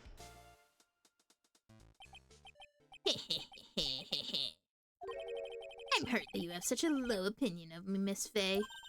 Huh? I'm not a fool, you know. The prosecution has done its research, Your Honor. We found that there were no lightning strikes on that day at that location. What? What's more, we have evidence that the electrical cable is definitely linked to this case. Evidence, Mr. Payne? What is this evidence? This affidavit. And who is this affidavit from? The pharmacology students who were conducting experiments in their labs that day. Allow me to read out to the court the testimony of the pharmacology students. All equipment in the labs lost power all of a sudden at around 3 p.m. that day. Was it a blackout? All of the lab's equipment run on high voltage Your Honor. So you're saying the equipment lost power because... Precisely. They lost power because of the severed electrical cable. The power outage occurred at approximately 3 p.m. Which was the time of death listed in the autopsy report. Exactly. In other words, the victim died as a result of touching the severed electrical cable. According to the students, the cables were very old.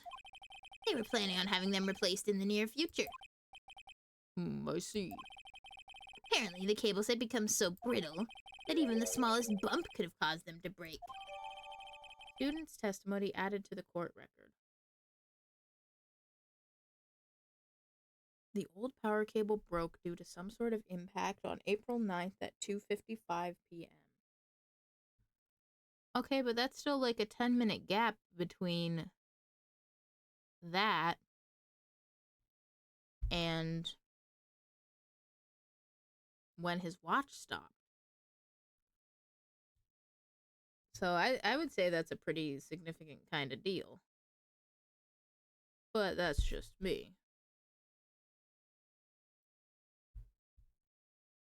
What do I know? I'm just a barista. I'm not actually an investigator. However, there is one thing that troubles me. Just one? If the cable could have been broken by any small bump. Then it wouldn't have snapped if it hadn't been bumped into, correct? Well, I suppose you could say that. Miss Faye, do you have any thoughts regarding the cause of the severed cable? Your Honor. I don't like how this is looking one bit. I have to come up with something to try to regain some momentum. If it pleases the court, the defense would like to state its opinion. Well then, let's hear it. Who or what was it that caused the cable to break? So we know for a fact that Phoenix pushed him. Are we saying that Phoenix is the reason that it happened? I'm gonna get some sleep tonight. Good night, Jordan. Thanks for hanging out with us. You go get some rest.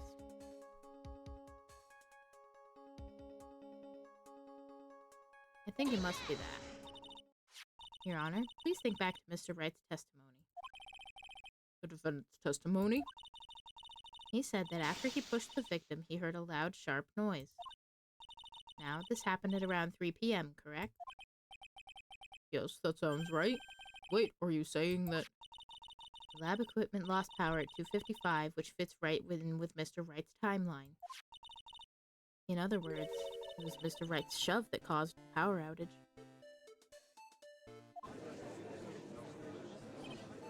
Yes, the prosecution also came to that same conclusion. And it was that very shove that caused Mr. Swallow to be electrocuted. I'm afraid I can't agree with you there, Mr. Payne. What's that supposed to mean? Take a good look at where the victim landed after being shoved. See the umbrella? It's by the electrical pole. That's right, the victim banged into that pole as a result of being pushed. It was that impact that caused the cable to break. Well, that makes sense. And then the victim was electrocuted.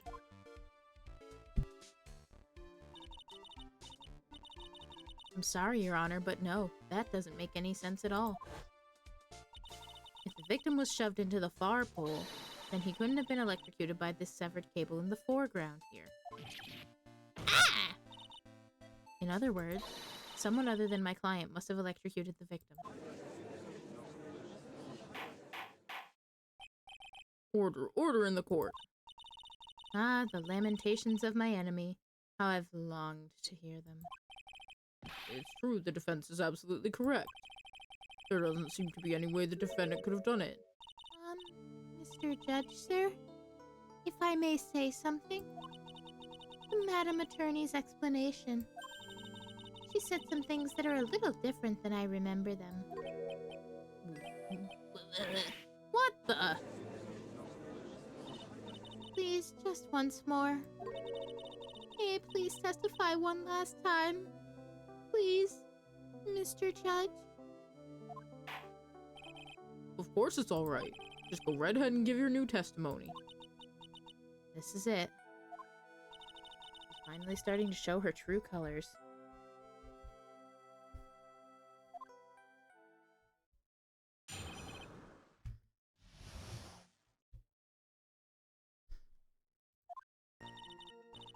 The truth is, Feeny pushed him twice.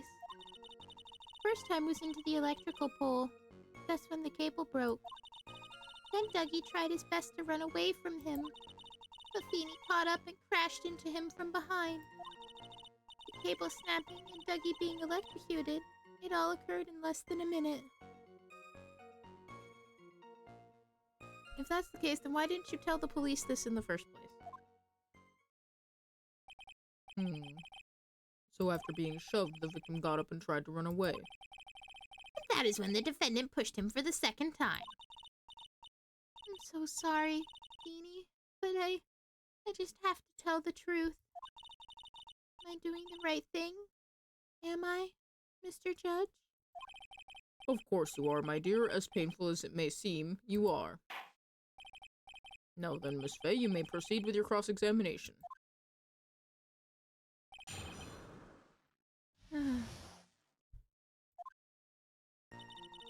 Feeny pushed him twice. Okay, I really gotta hear what she has to say about this. This Hawthorne, previously in your testimony, you said the following. Actually, I didn't see the moment he pushed Dougie. I know. I'm sorry. I wanted to protect Feeny. So that's why you basically lied to the court? I was a bad girl. I know. Mr. Judge? Yes? Could you please forgive little old me? Of course he won't. What you did is called perjury. Oh, come now, it was just a little old white lie. I object! Objection! Your Honor? No! We'll forget it this time, but please be more careful from now on. Oh, thank you so much, Mr. Judge. Not at all. Judge better be more careful himself. Dark Alley is friendlier than that girl. Oh, pfft, I actually got an achievement for that. It says, beware, Your Honor. That's pretty funny. First time was into the pole, that's when it broke. Dougie tries best to run away, Feeny caught him and crashed into him. All occurred in less than a minute. I don't think it did. Because we've got the second photo that shows his watch and the affidavit that says that it was at 2:55. But like I said before, according to the watch, it was like 10 minutes apart.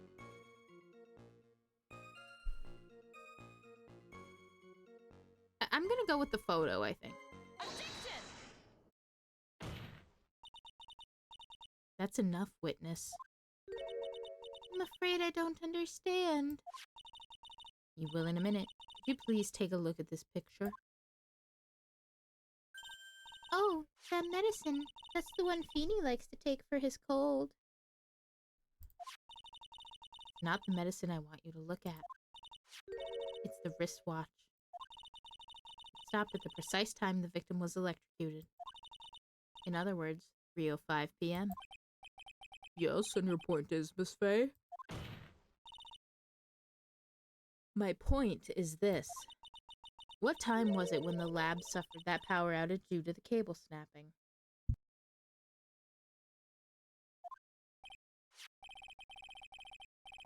Well, according to the student's testimony, the answer is clear. It was 2:55 p.m. Ah! Would you care to explain to the court, Miss Dahlia Hawthorne? What exactly happened during this 10-minute interval? The defense proposes that it was during this interval that the real murderer killed Mr. Doug Swallow.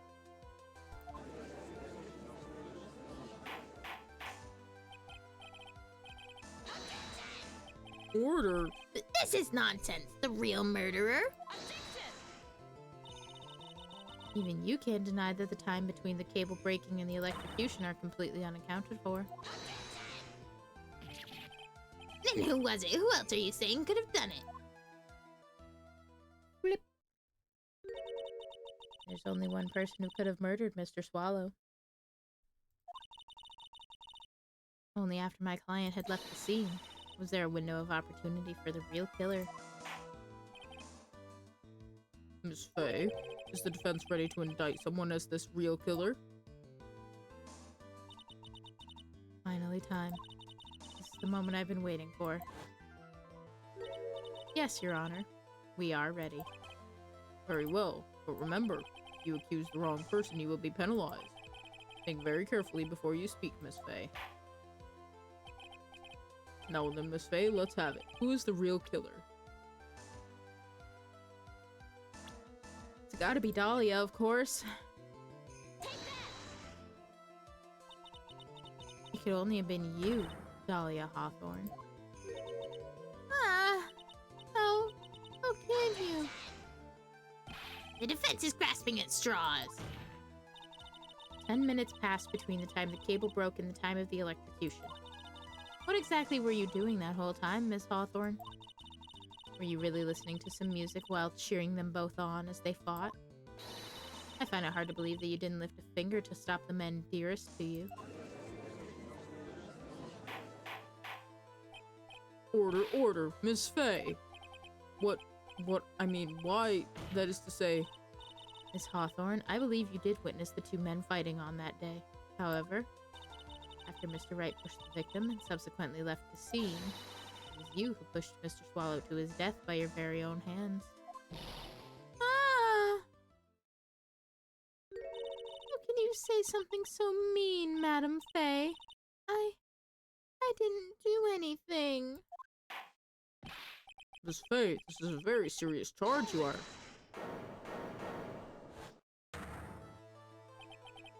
Your Honor, please, I have something I want to say. That's it. You, what is it? Please strike everything the defense said just now from the record. What the? Are you daft? You're totally wrong, Miss Fay. Dolly, she couldn't do something like that.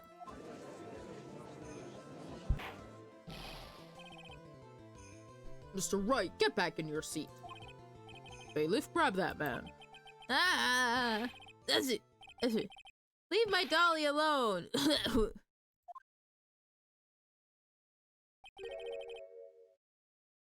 That boy. He's gotten himself in way over his head. Oh, Mr. Grossberg, you're back. Seems I've arrived just in the nick of time. I found the police report on that incident in your newspaper clipping. Police report added to the court record. Thank you so much. This is exactly what I was hoping for. Well, let's see what it is. Incident overview. Location, District Courthouse Cafeteria. Date and time, August 27th, 4 p.m. Victim, Diego Armando, age 28. Occupation, lawyer. Suspect, Dahlia Hawthorne, age 19. Armando ingested poison while interviewing the suspect regarding another case. Traces of poison were found in the victim's coffee cup. No poison found in the vicinity or on the suspect's person. It is unclear how the poison entered the victim's coffee cup.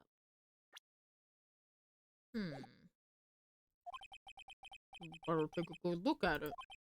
It, details how you came to lose your boyfriend. Oh. No, then the defense has made a very serious accusation. Mr. Payne, what do you have to say about this?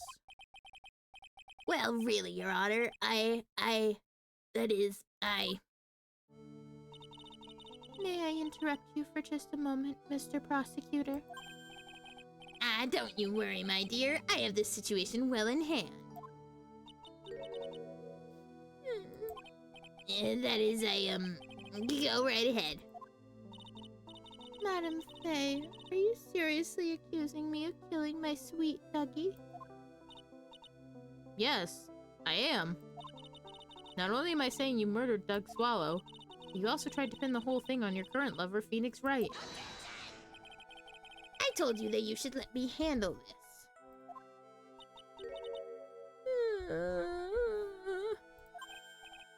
Sorry, please go ahead. How can you say that? I'm absolutely devoted to my dear Feeny. The notion that I could try to frame him is ludicrous.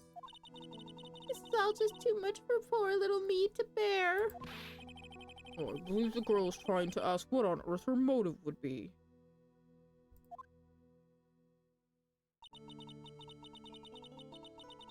The answer to that lies somewhere in this police report. It must.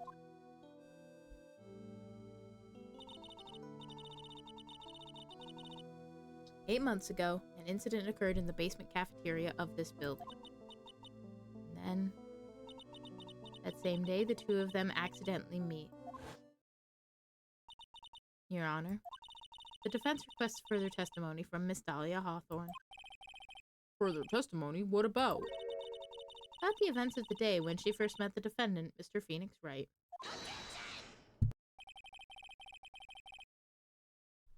What could that possibly have to do with this case? The witness claims that she has no reason to frame the defendant, am I correct? Well, I have evidence that suggests that she, in fact, had a very good reason. Very well, then. The court grants the defense's request. Young lady, would you mind staying on for just a bit longer? Of course not, Mr. Judge. Ready for the battle of your life, Dahlia Hawthorne.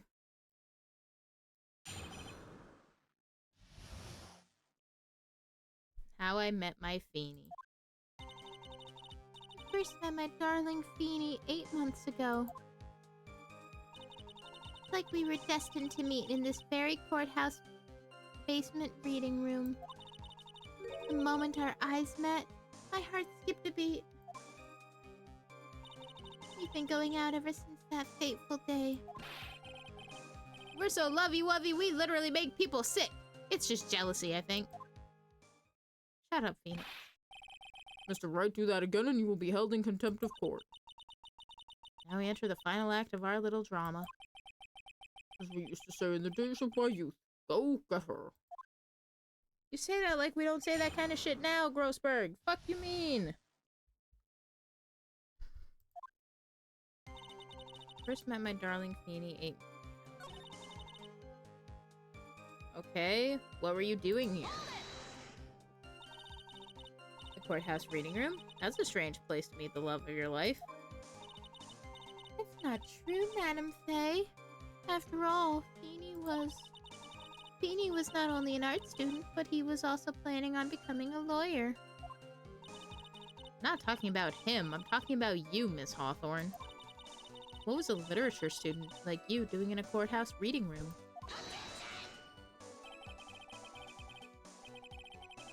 This line of questioning is a waste of time. It has nothing to do with our murder case. Miss Faye, I'm warning you. This has nothing to do with Mr. Swallow's case. I have to remember the judge is on Dahlia's side. I'd better tread carefully. No, tell me more. Your Honor, if you'll allow me some latitude, I think I can establish relevance. Please ask her to continue on with her testimony. Very well, young lady, I've got a simple question for you. What were you doing downstairs in the courthouse reading room? If it pleases Your Honor, the answer is simply this. I come to this courthouse to do some research for a paper I was writing.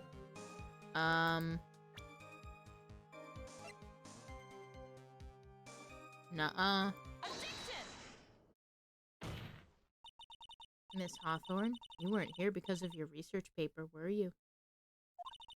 Didn't you actually come here for a much more important reason?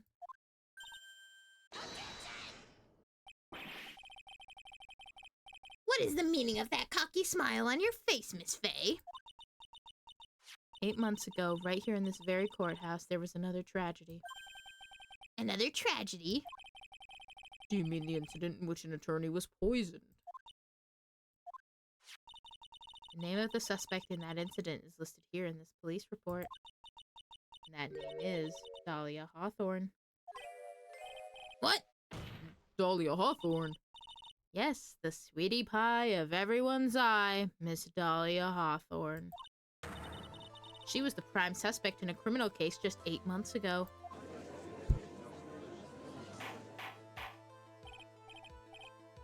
Order, order, order. This is unbelievable.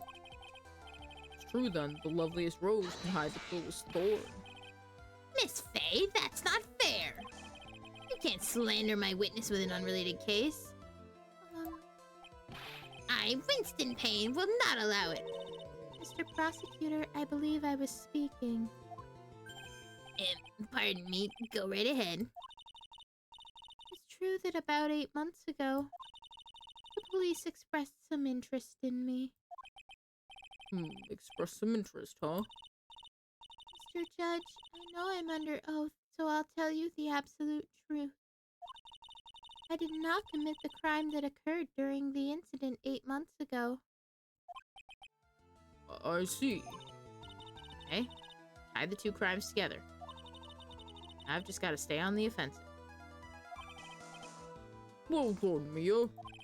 Oh, you've really lit a fire in my heart and my buttocks. Just what everybody wants to hear. I can hardly tell which is more inflamed, my spirit or my hemorrhoids. We'll get you a donut to sit on. You'll be fine.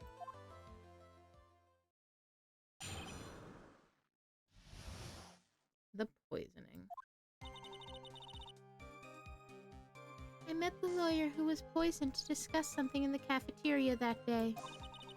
I left my seat for just a moment and that's when it happened. From what I heard, it was liquid poison that is lethal at just 2 teaspoons. Not only that, I heard it was a very special kind of poison. So you see, I'm innocent. I wouldn't even know where to get a poison like that. I think you would, though. At that time, she was still dating Doug, who was a pharmacy student. He'd get his hands on all kinds of shit, I bet. So that's what happened 8 months ago. However, as you've heard from the witness's testimony, she had nothing to do with it. I think the defense is just about out of tricks. I'm terribly sorry, Mr. Payne. I'm afraid the defense has many more tricks up its sleeve today. I'll be sure to show them to you before the end of this cross-examination. Ah!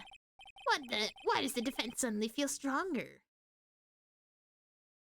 Let you figure that out while we go on our break.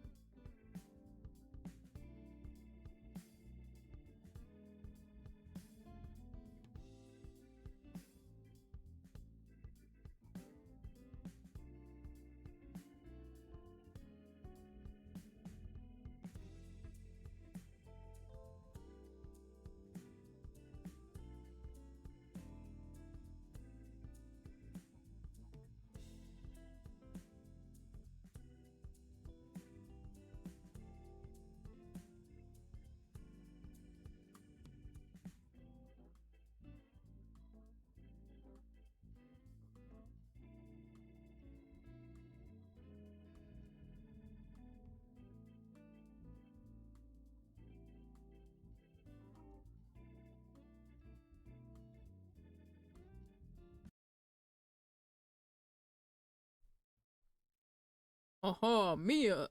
You're glowing with a true lawyer's aura, my dear. Thanks.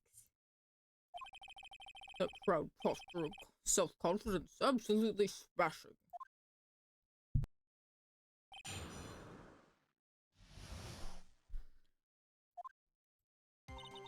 Met the lawyer who was poisoned to discuss something. Left my seat. What I heard, it was lethal. Very special. I wouldn't even know where to get a poison like that. I think you would. Considering you were dating a guy who had all kinds of that kind of stuff. You wouldn't know how to get that kind of poison? I don't believe you. What? In fact, you had easy access to that kind of poison, didn't you? At your boyfriend's lab. Boyfriend? You mean the victim Doug Swallow? That's right. Up until 8 months ago, Miss Hawthorne was dating Mr. Swallow. And if you'll recall, Mr. Swallow was a pharmacology student at Ivy University. Pharmacology.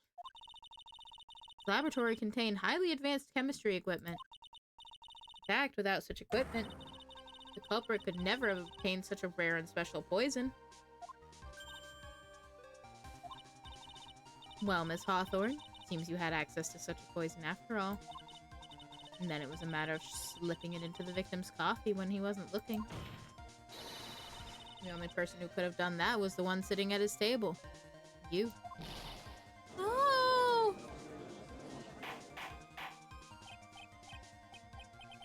Order, order, order! Could it be? That's nothing but a baseless accusation. May I say something, Madam Faye? What is it, Miss Hawthorne? The amount of poison in the coffee was 2 teaspoons, correct? In order to carry that much liquid, you would need some kind of container. Well, yes, that's true. It was searched immediately after the incident took place. Quite true. In fact, the entire courthouse was turned upside down. But they didn't find a suspicious container anywhere, did they? She's right. They even mentioned that in the report. A small bottle necklace given to Wright on the day they met. He shows it to everyone.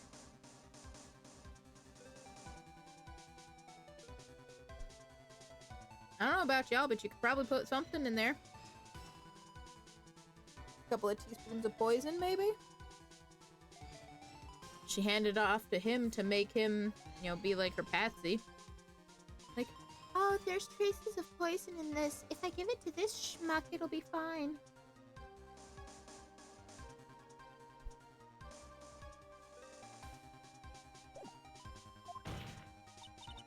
Well, you could have easily gotten rid of something that small. Excuse me, madam, but this is a court of law. If you're saying I threw the poison container away, I think you need to show some kind of proof. Proof? Got me good with that. Find some evidence or I'll have to disallow this line of questioning, Miss Faye. Unless we can come up with some evidence, we're going to lose this lead. The police conducted a full-body search of Dahlia and of the entire courthouse. Yet the container holding the poison disappeared right after the crime occurred. Going to accuse the young lady of committing murder. And where's the container that the poison was carried in? What happened to it? I think this must be it. She gave it to Phoenix to get it off of her. And that's why every time that they met, she always said, please give it back.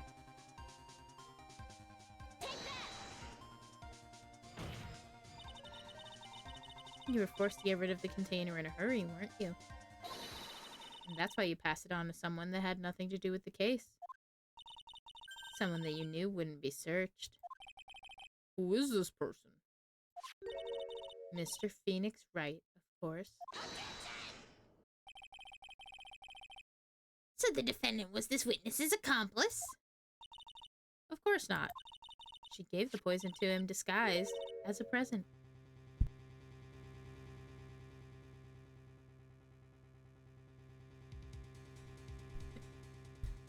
In the chat, we've got Goodnight Lil Moon says, hey you there, yes you, can you do me a favor and look in the mirror because you look fantastic, you wonderful human being.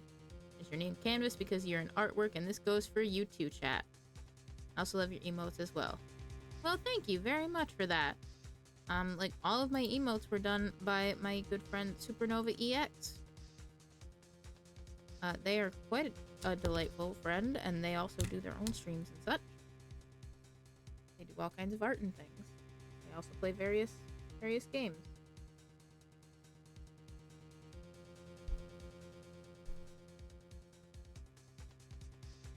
So thank you for popping in with that nice little message. We love that positivity and upliftingness.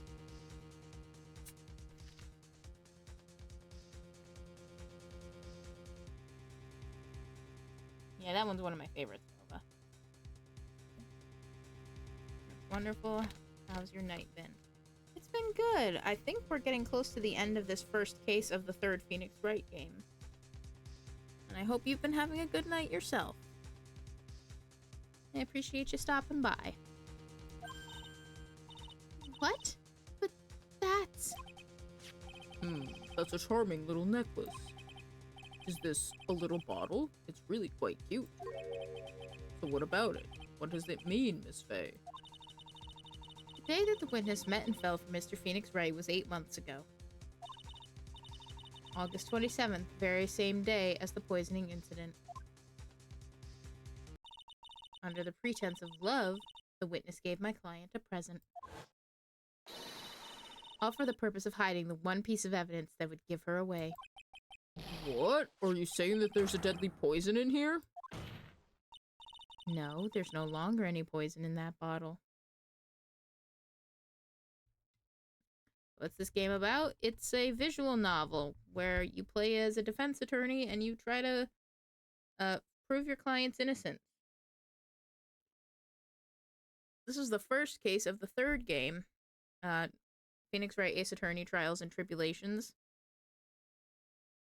And it's actually a flashback case, so this takes place prior to the events of the other two games that we've already played before on stream.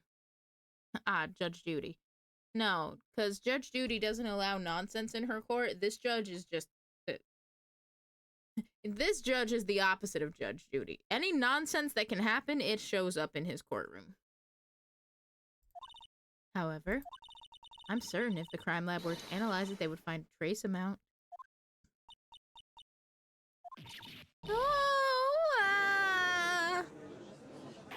Thank you for explaining. Of course.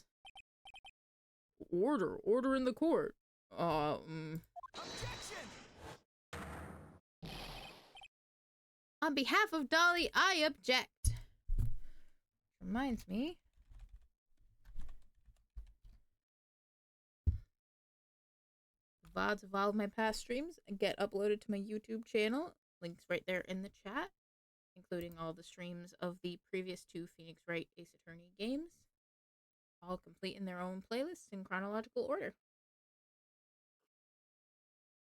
Along with all the other things that we've done on stream over the past almost year or so.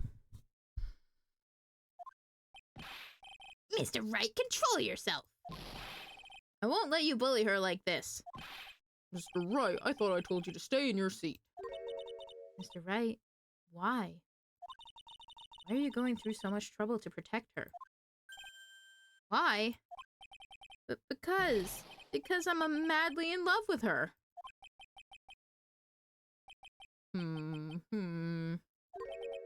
Madly in love. I haven't heard anyone say that in a long time. Mr. Wright, have you ever thought about this? Why exactly would a woman like Dahlia Hawthorne want to date you anyway? Damn, Mia! Well, I guess she must be madly in love with me too. Mr. Wright, please open your eyes. At this point in the trial, I think it should be obvious to everyone. The real reason that Dahlia Hawthorne is dating you is because of that necklace. Dahlia Hawthorne was not and is not madly in love with you. The only thing she's after is that bottle necklace you love to wear around your neck. My necklace? Back there in the waiting room, you said it yourself. Yeah, but she's so shy. Every time I see her, she always says the same thing to me. Please give it back now. What a strange girl asking for a present back like that. For Dahlia Hawthorne, that necklace is irrefutable evidence of her crime. That's why she absolutely had to get it back. You're lying. This is funny. It is funny. You think this is good? You should see some of the other shenanigans that this game series gets up to. Or don't. I'm not the boss of you. I'm not telling you what to do. I'm just highly suggesting it, especially if you want to come around for some more stuff. We usually play Phoenix Wright games on Mondays and Thursdays. Seems like we're just about done with this trial. And then in the next game, or the next stream, rather, we'll be starting the second trial, or the second case. So I would highly suggest, I'm not saying you have to watch absolutely everything, but it would be a good idea to be apprised of prior events, like at least get some kind of synopsis or something. Familiarize with the characters and events. You always voice the characters, so I've never seen anyone do that, and that's unique and awesome and very unique. Oh yeah. I mean, I voice all the characters, and I'm pretty sure anybody else who does this. They voice all the almost all the characters themselves. I know some people, they do these as like a co-op stream, so voice duty is split between them, and occasionally I have my friend Supernova join me. They do some voices, but more often than not, that's just me. That's just the barista show.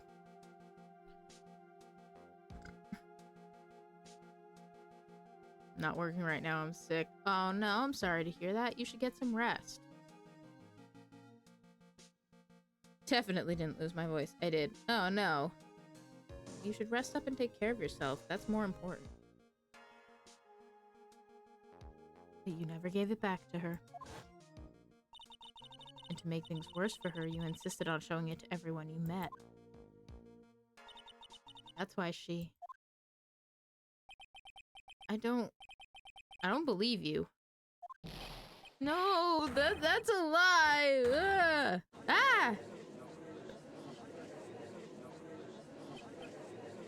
Mia, are you alright? Ah, the defendant, he's getting away! Bailiff, hurry, after him! Mia, are you alright? Yes, I think so. That boy, you went completely insane. Where's Mr. Wright?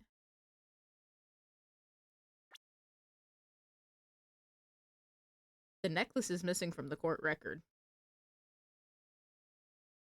Mind staying up if I was at work would work overtime for me, and this is vacation, but thank you.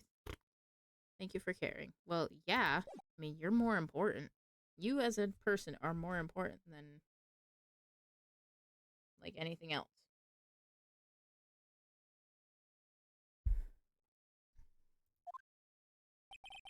It looks like the bailiff caught him, so he should be back soon enough. Thank goodness. Oh no! What is it? The bottle necklace. Miss Hawthorne's present. It's gone. What? That's terrible. Mr. Wright must have grabbed it when he slammed into me. Boy, that's the only thing that could have saved him. What in blazes are we supposed to do now?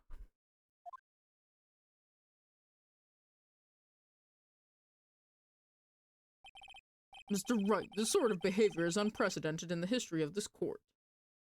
That guy looks like Eggman. You know what? He kind of does a little bit. Except with way more talk about his hemorrhoids. I'm sorry. I'm afraid that your apology is not enough. Mr. Wright, what did you do with the bottle necklace? Forgive me. I'm sorry. Actually, for copyright issues, we call him Lawman. Yes. Okay, just give back the necklace. I ate it.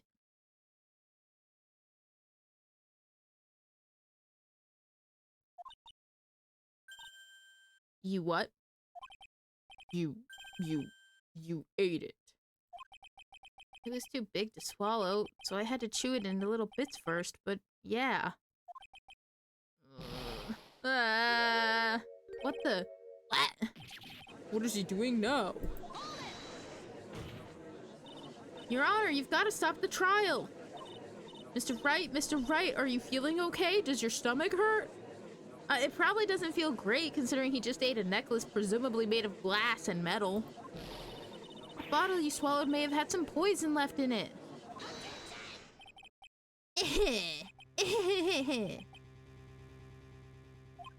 It seems the defendant has proven the prosecution's case for us. Clearly that bottle did not contain a deadly poison. How can you be so sure? I think that's obvious. As you can see, the defendant is still very much alive. Yeah, but the poison was fatal at an amount of 2 teaspoons. And as far as we can tell, it was already used. So whatever trace amount was left probably doesn't feel great, not enough to kill him. As for the poison, more like a fledgling defense attorney's overactive imagination. So it would seem. No, there must be some mistake. That's not a bottle. That's not a bottle. That's a coffee cup. We'll see plenty of those later, trust me. The bottle must not have had any poison left in it. Either that or the poison must have lost its potency. There. It's alright, rookie. To be fair, the emotes are very small. You know, it's just a little version of me holding that on a little cup of coffee. Trusting your client is the most noble thing a defense attorney can do.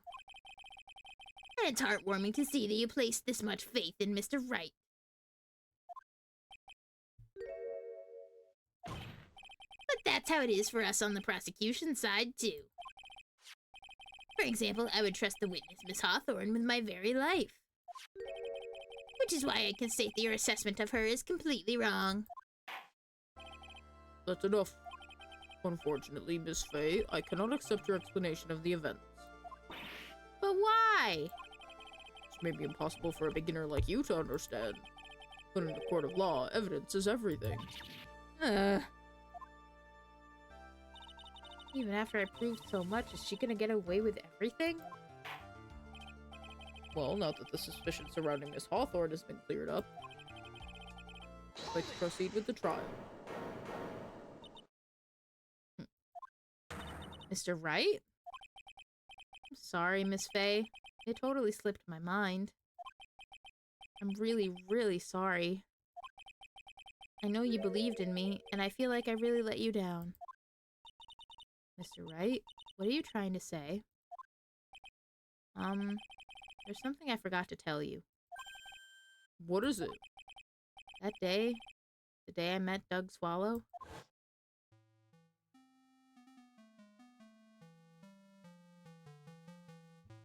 that girl, you shouldn't see her anymore. Hey, it's none of your business. I'm telling you for your sake. If you continue to see her, it's going to be bad news. You're lying. Just listen to me. There's something you need to know about that girl. Last night, someone stole some poison from our lab. Poison? Same thing happened 8 months ago. A drug sample was stolen.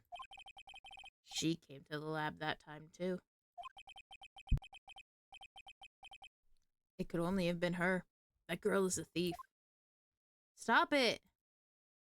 Don't talk about her like that!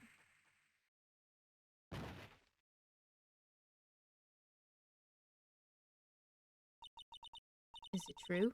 Did he really say that? That's ridiculous. There's one more thing. After I pushed him that day, I got worried and came back to have a look. And she was there. Dolly was right there. She was crouched down next to him. What? She told me not to ever tell anyone about it, but... I'm sorry, Dolly. Your Honor, the defendant is... Miss Fay, you tell them. Dolly didn't do it. She's innocent. But Dahlia stole poison 8 months ago too, huh? Put that together with Mr. Wright's testimony. There's only one possible conclusion. The defense believes that Miss Dahlia Hawthorne stole some poison on the night before she killed Doug Swallow.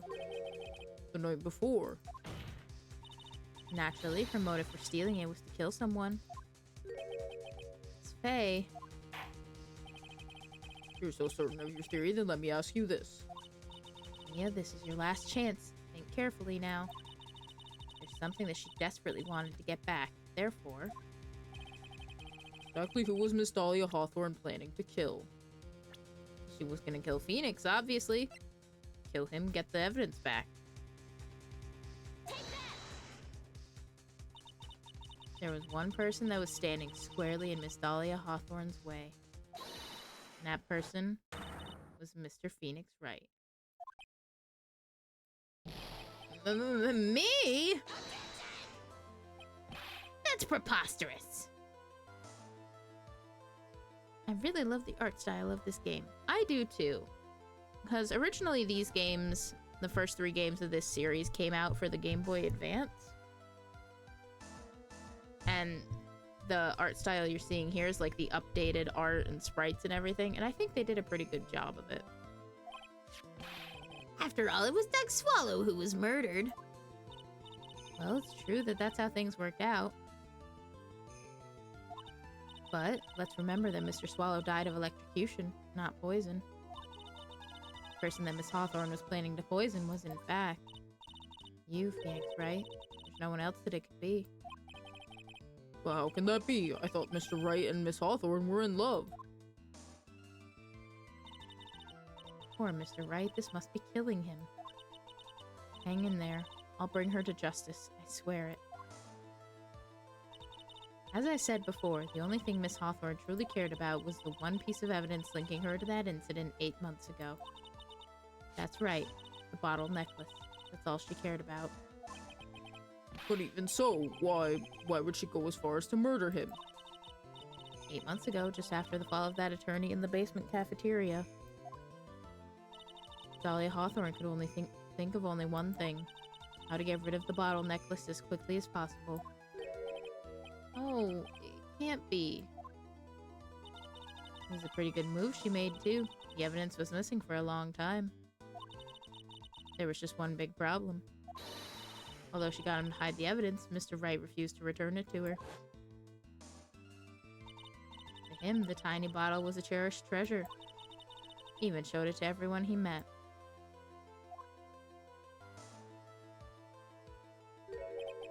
You mean that's why she tried to kill Mr. Wright? Correct, Your Honor. It was to retrieve that piece of evidence. That can't be true! Oh, trust me, Mr. Flatass, it's true. Beanie, what a joke you are.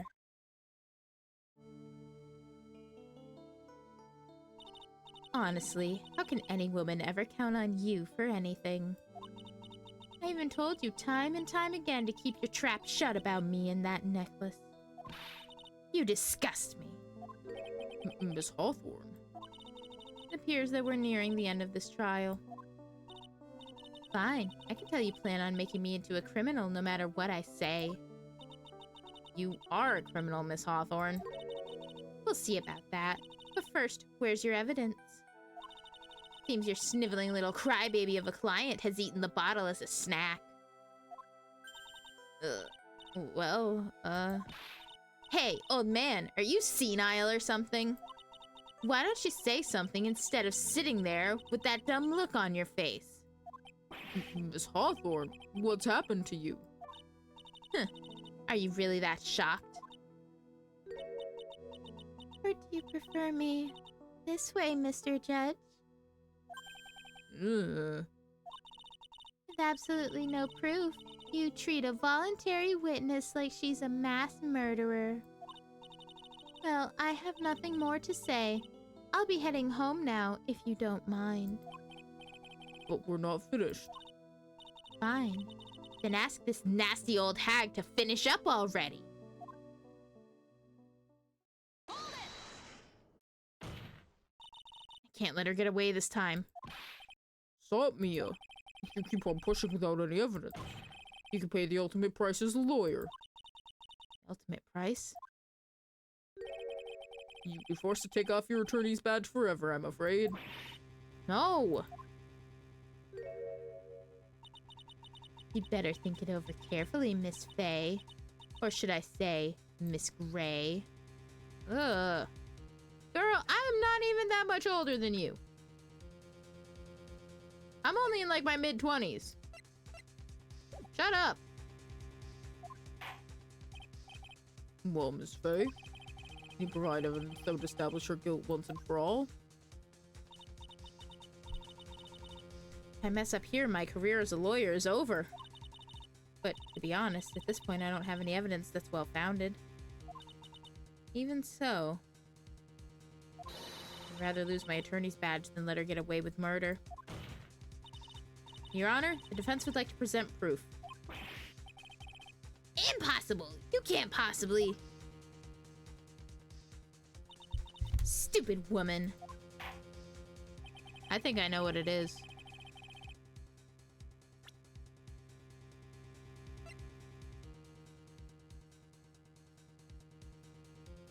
She snuck in, she stole the poison, and then she steals Phoenix's cold medicine. Gives him back the cold medicine, he takes it, bada bing, bada boom. That's probably what it is. Desk says, oh, it's this brat. I want to throw her out a window. Yeah. Yeah. She deserves it. It is the opinion of the court that there has been enough discussion already. There has already been enough discussion. Therefore, I will allow only one piece of evidence to be presented. This one? If you are unable to establish her guilt, then I'm afraid that a very harsh verdict will immediately be handed down on Mr. Wright. She deserves worse, but which terms of service won't let me say. Don't worry, Desk. She probably will. I understand, Your Honor. I can just imagine the headlines for tomorrow's newspaper. Up-and-coming lawyer plummets to earth before she gets the chance to soar. She was planning to poison Mr. Wright. If that's the case, poison was probably in there. There being the Cold Killer X. Well then, Miss Faye, please present your evidence. Show to this court irrefutable proof that Miss Hawthorne was planning to poison Mr. Wright.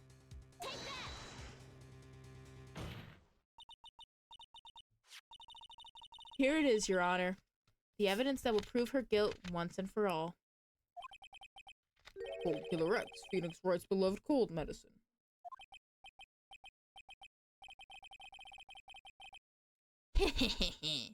Does our rookie defense attorney have a bit of a cold?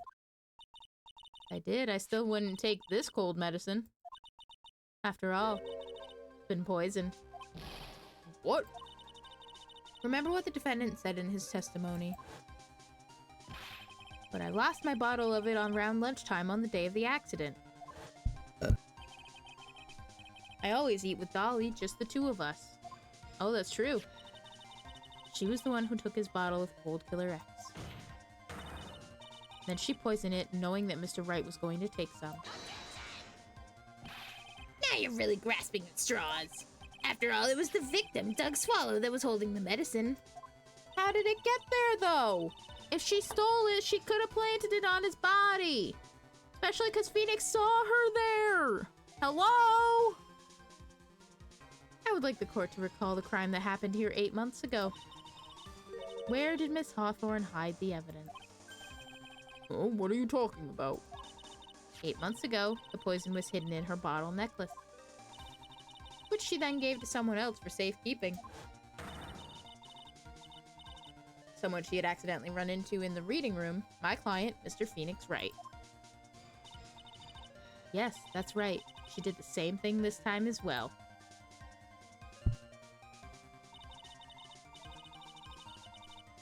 After shoving the victim, Mr. Phoenix Wright left the scene of the crime.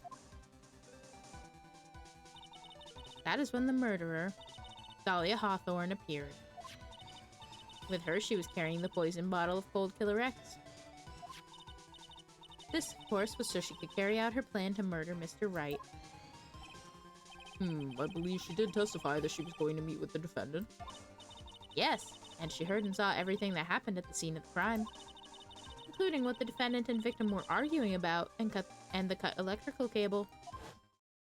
That's when she realized I can't allow Doug Swallow to live. She used the severed electrical cable to silence him forever. Unfortunately for her, this is when the problem occurred. Mr. Wright, who she thought had left the scene, came back to check on the victim. And on top of that, because of the power outage, some students showed up as well. It's hardly any wonder that she was, as she put it, in a state of panic. Recall that she was carrying the bottle of poison cold medicine. She must have thought, what if they search me like they did 8 months ago? 8 months ago? Yes, she disposed of the evidence exactly the same way as she did back then. She had someone else hold it. In this case, Doug Swallow.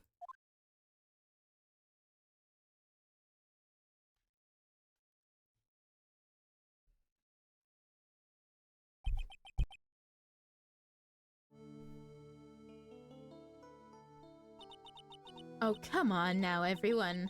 Surely you aren't fooled, are you? This stupid woman. She's nothing but a filthy, stinking liar. Right, Mr. Prosecutor? Welcome back. Huh? Yes, that's exactly right. It's just pure desperation. I wonder which one of us is the desperate one. So, Miss Hawthorne, this cold medicine. I wonder if you wouldn't mind taking some. Well, Mr. Wright ate that necklace of yours, right? Now it's your turn to prove your innocence. What do you say? If I'm just a filthy, stinking liar, then there's no need to worry. So come on, show us. I dare you to take some of this medicine right now. Mia Fey! Mia Fey! Oh, the butterflies! Do you think you've won? Well, do you, Mia Fey?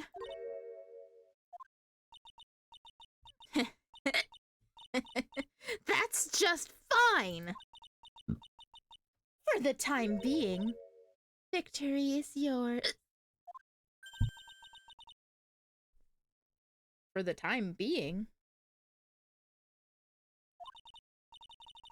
Well, I have a very long memory, you know. You and I will meet again. I'm certain of it.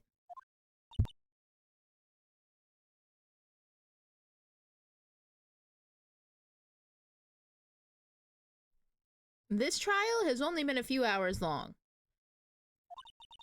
Well then, Mr. Judge, I'll see you later too, okay? Huh? Or why? Yes. Going to go spend a little quality time with the men in blue now. I wish you all the best.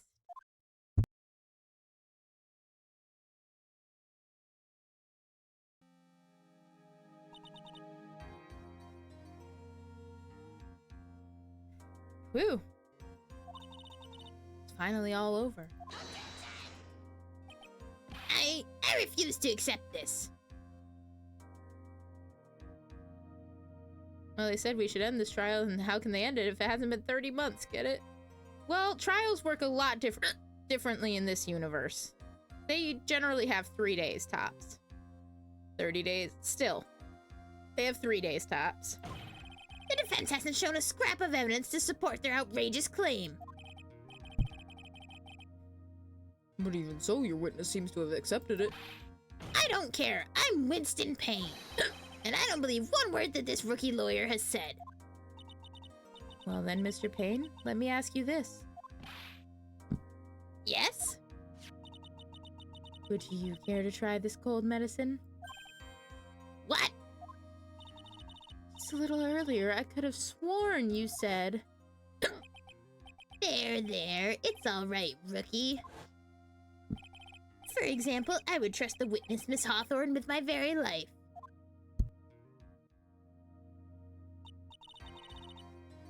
So, if she's so trustworthy, then I'm sure there couldn't possibly be any poison in here, right? Well, you see, yes. And here comes the backpedal. Come on now, rookie killer. Show this rookie how it's done. How much trust do you really have for this woman? Are you willing to bet your life?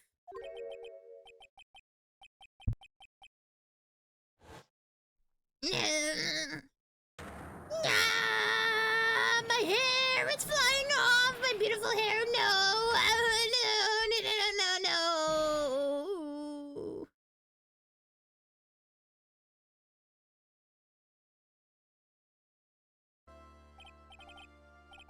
No! Mr. Payne, about Miss Dahlia Hawthorne.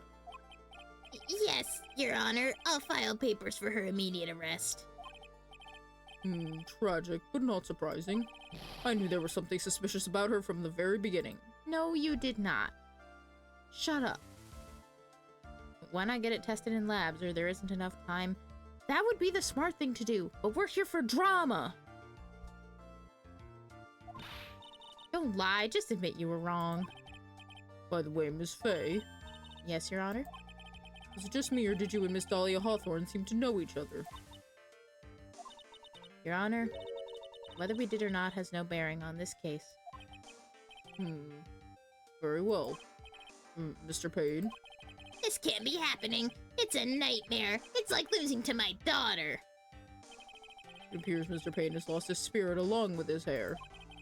Does the defendant have anything further to say? It can't be true, my dear Dolly. That's it. Very well, then. I believe I am ready to pass judgment and bring this trial to an end. The court finds the defendant, Phoenix Wright, not guilty. Yay! This court is adjourned. Fun fact, I was a drama and theater kid. Me too. I did all kinds of extracurriculars, including theater. Bless you. Well, thank you, but I didn't actually sneeze. April 11th, 3:16 p.m. District Court Defendant Lobby Number 3. You were wonderful in there. No, I just read it as part of his dialogue because he's got a cold. Thank you for everything, Mr. Grossberg. During the verdict, I thought my hemorrhoids were going to explode like Mount Vesuvius. Mr. Grossberg, you maybe think you could stop talking about them? That's rather rude. You know what else is rude? Hearing comparisons of your ass to like 3 different things in the course of 5 in-game hours. Anyway, this case has really made me think. What does it really mean to have a relationship of mutual trust with the client? Perhaps it is we veteran lawyers who have lost sight of this. Oh, Mr. Wright. Congratulations. Thanks. You know, I was thinking. Go on. The dolly I saw up there on the witness stand, I don't think that was really her. What? Yeah, the dolly I know could never have said those kinds of terrible things. Maybe she was like, I don't know, a fake or something. Boy, this poor kid still hasn't got a clue. You need to forget about her, Mr. Wright, for your own sake. Yeah, you're right. That's probably for the best. Also, you need to relax a bit more. Try to grow up a little. But, out of all my friends, everyone says I'm the most grown up. Oh, what kind of company does this guy keep? Right now, I'm studying to become a lawyer myself. That's what you keep saying. But I thought you were in the art department. Well, yeah, I am. But there's a friend that I desperately want to help. And if I hurry, then I should still be able to save him in time. I see. Say, Miss Fay? A lawyer is someone who can help people when they're in trouble. Right? Wrong image. This is the image we want. Mr. Wright, I'm still new at this myself. But I think that's exactly what a lawyer is. Okay, I'm going to do it. I'll study my butt off. I'll become a lawyer for sure. I hope we see each other again someday. Maybe even in court. It's been 5 years since I was acquitted of all charges. I became a lawyer like I planned and managed to save my friend.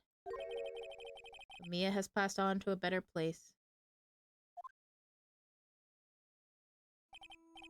For me, this trial brings up a lot of painful memories. But it also brings up some very precious ones. Memories that I thought I would never rise to the surface again. Mia is gone now. But even so, I can hear her in my mind. Phoenix, no matter what, always believe in your client. In a court of law, your greatest weapon is your belief. 5 long years. Something has happened that's made me think back to her words of wisdom. That's a story for another day. Turnabout Memories. The end.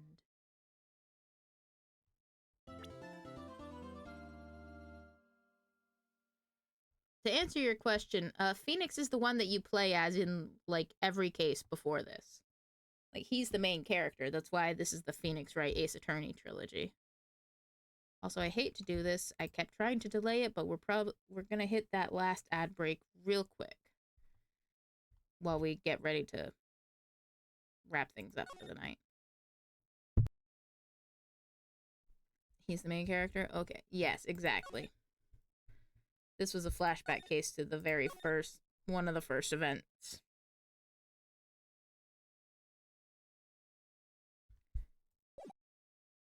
And next time...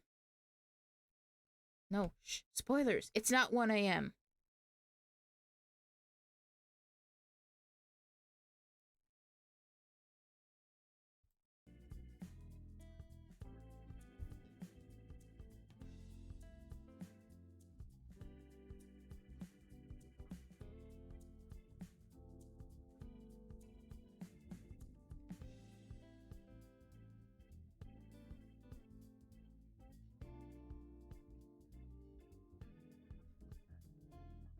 Not 1 a.m. It's almost 3 a.m. here.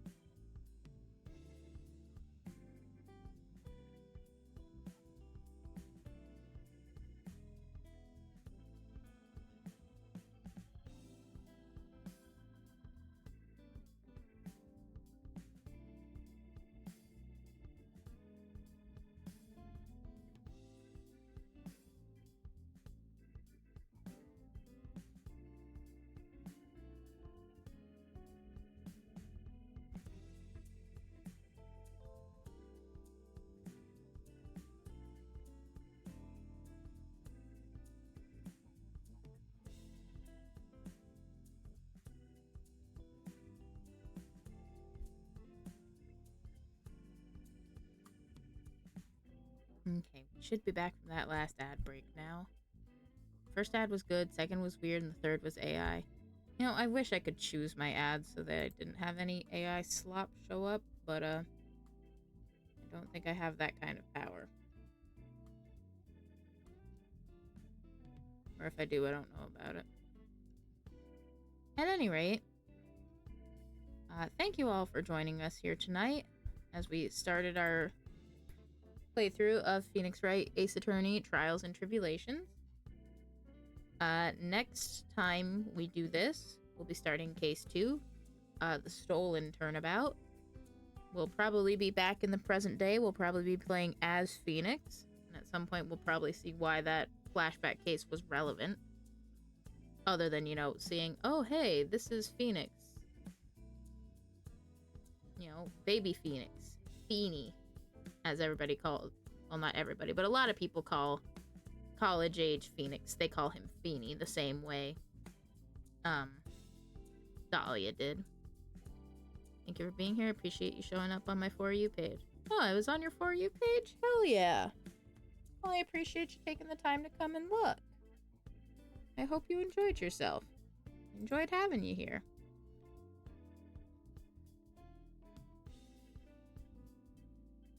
So I know exactly who we're gonna raid out to.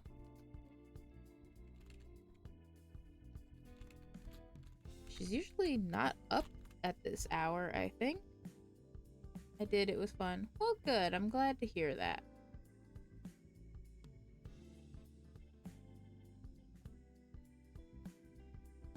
She's usually not up at this hour, but we're gonna go and say hi to the boss. We're gonna go say hi to Biddles! Looks like right now she is just chatting with everybody. Who knows what's gonna happen? I don't know. Do you play these games often or certain days you said earlier? I did. So we're gonna be continuing this game, Trials and Tribulations. We're gonna do that on Thursday. Because Mondays and Thursdays are our dedicated Phoenix Wright days. Tuesday and Wednesday. Tuesday we do Toss Up Tuesday, where we usually play some kind of game with my friend Supernova. And then What the Heck Wednesday is where I basically just sort of play whatever I want. Sometimes I start up something that's in my Steam library that I haven't played before just for the sake of trying it out. Or it's just, you know, I can't decide what I want to do, so I'm just going to play whatever I want. Ends up being a lot of Hades 2. So yeah. Basically Tuesday, Wednesday are just variety days, and I just don't know what to do with them. But if you want to come find out, by all means, we will be here. And until then, make sure you drink plenty of water, eat some food, get some rest, take your meds, and we'll see you around next time.